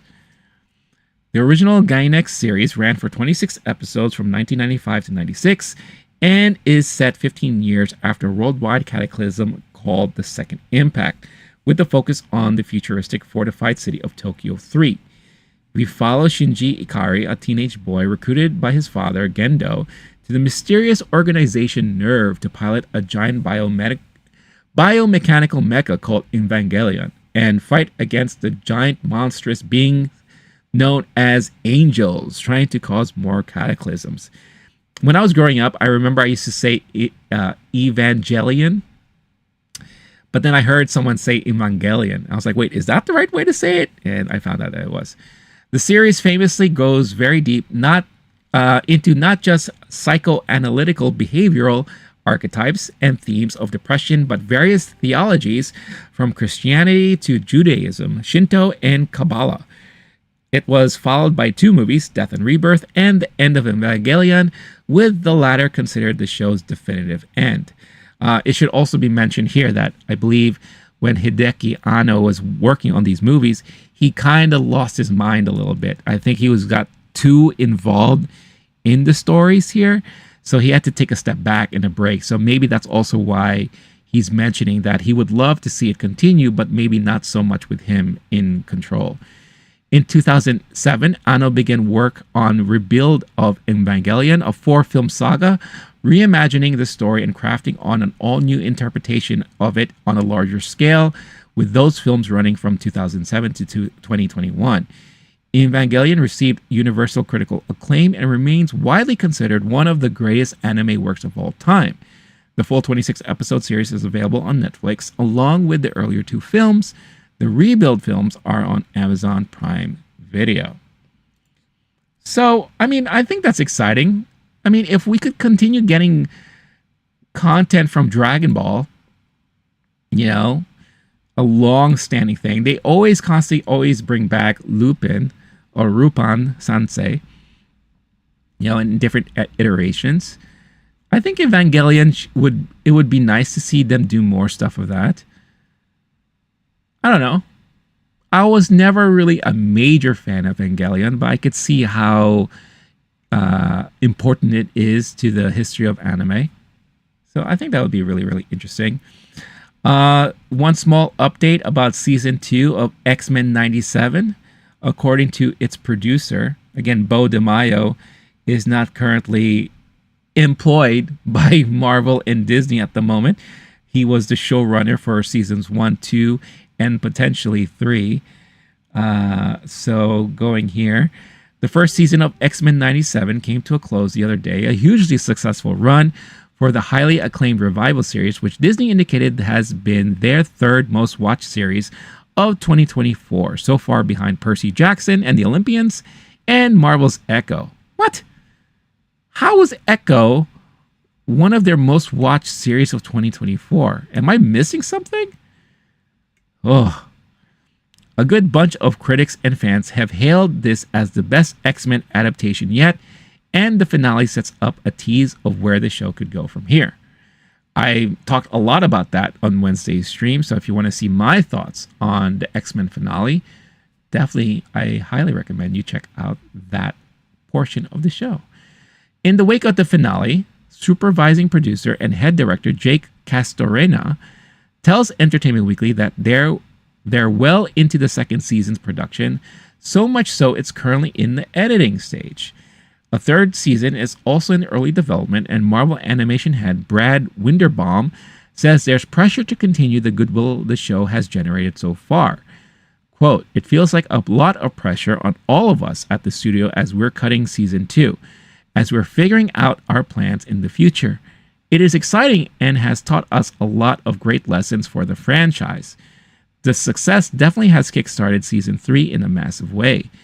Former showrunner Bo DeMaio, who spearheaded the creation of the series, won't be returning for the second season, but scripts for that were completed before his abrupt exit. The rest of the team remains intact, which will be key," says Winterbaum. By the way, what the hell is happening on this side over here? That's Dana Delaney. Crazy. All right. Anyway, the team will have a new head writer for season 3. We're honoring Bo's ideas for the second season. So much of the visual storytelling of this show comes from him and our amazing directing team, Emi Unemura and Chase Conley. So it does feel like there's a consistent voice. The mantra is the same, the goals are the same, and the source material is the same.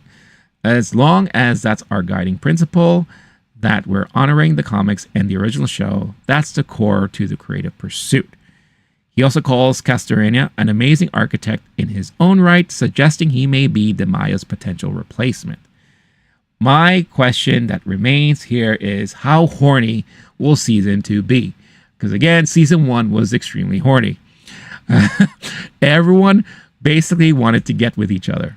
There was a lot of love triangles and relationships being formulated and broken and all this stuff. So will we still get that in season 2? Only time will tell.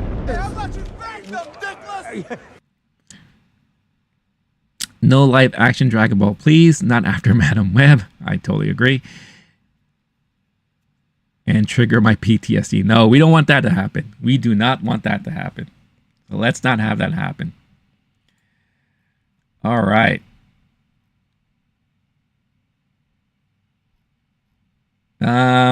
There was also confirmation about Five Nights at Freddy's sequel is set for 2025 release. Megan 2.0 also, which I don't really care about. I mean, the first one was interesting and fun enough, but don't think it's worth talking about. And I already talked about I Know What You Did Last Summer, sequel set in 2025 that summer. I'm sure a lot of people from the 90s are going to be very excited to hear about that. Also, it was announced officially this past week that FX and Hulu are preparing not one, but 2 more seasons of Shogun because of the high success of that, with so far majority of everyone involved returning as far as actors and actresses. So I need to watch that show. I really have to watch it because I just have to. I've been dying to see it.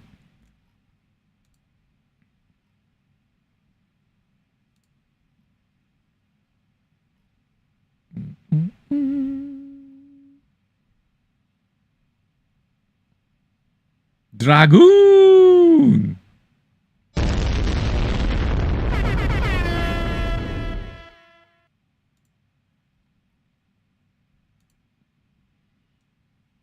All right, I'm just closing out some things. I already mentioned season 2 of Squid Games coming out this December. Blah, blah, blah, blah, blah, blah, blah.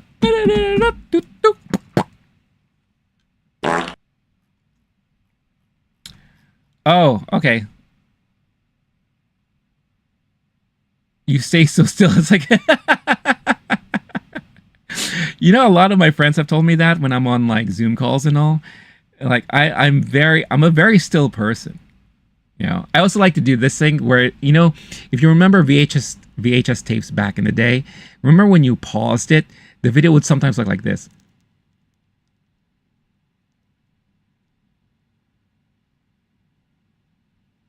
You know how like one part of the body will start shaking. So imagine it's like I'm waving, and then let's say you just pause the VHS tape right now.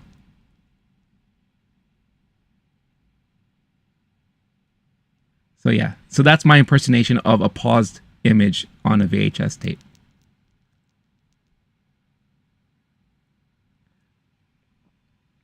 One of many great impressions I do here on the stream. How much you thank them, dickless? All right. This will be the last thing I'll talk about today, and then I'll let everyone go about their business and enjoy their weekends. Do we care about Pirates of the Caribbean? Do we care about them coming back with more stories of that? I don't care. But I guess Disney needs this to continue somehow. And this time they are looking towards Austin Butler for the Pirates reboot. Austin Butler seems to be like the hot name, one of the hot names now. You know, we saw him in Dune. He's coming out this year in the movie The Bike Riders, which I'm actually looking forward to. Last year, we saw him in, not last year, but 2 years ago, Elvis. Made fun of his accent and how he couldn't lose it. And then he showed up in some other things. And his name loves to be popped up every now and then. But Austin Butler wanted for Pirates reboot. Not long ago came word that Disney Pictures was very keen to work with Elvis and Dune Part 2 star Austin Butler. At the time, it was widely speculated that they wanted him for their live-action adaptation of the 1997's animated classic Hercules. Now a new report at Disney Insider, or Insider,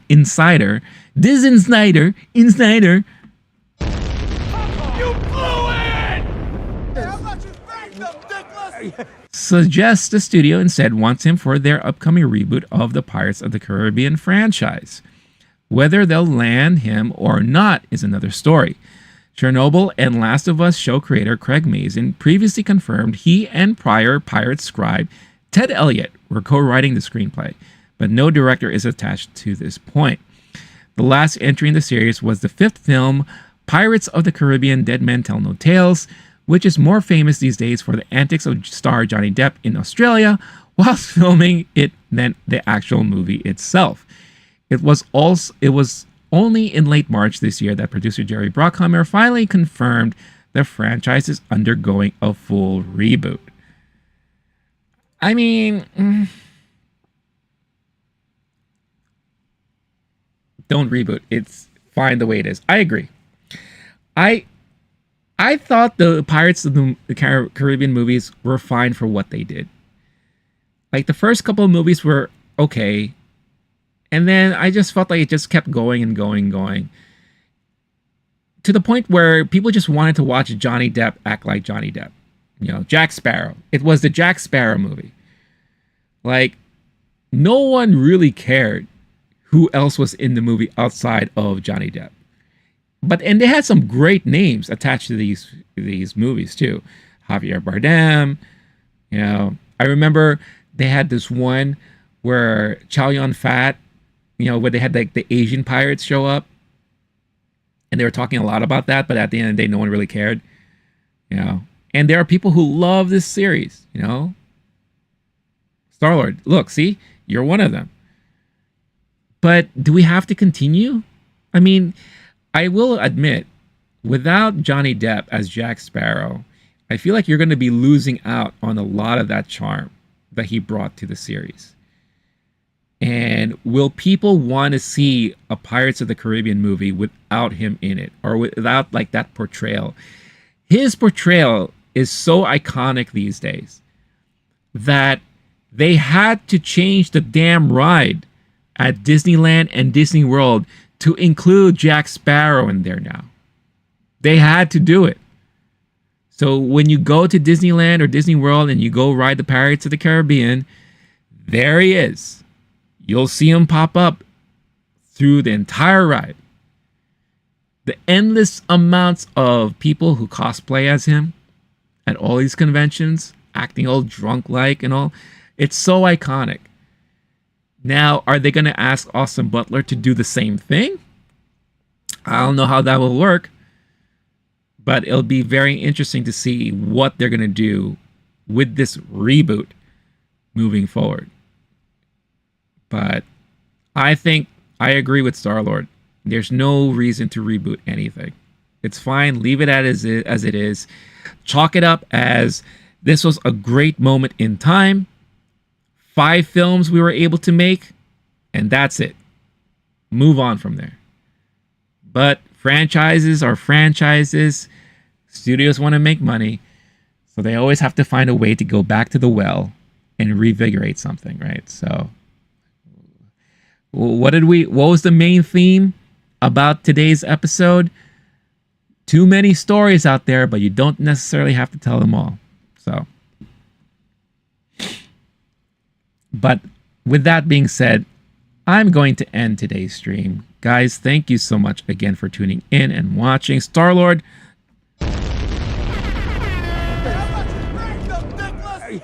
as always, a pleasure to have you here on board.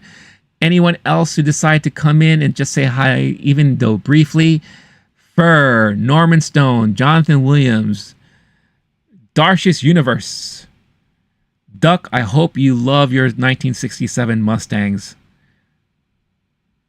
And I'm going to call it for today. What should I play as my outro?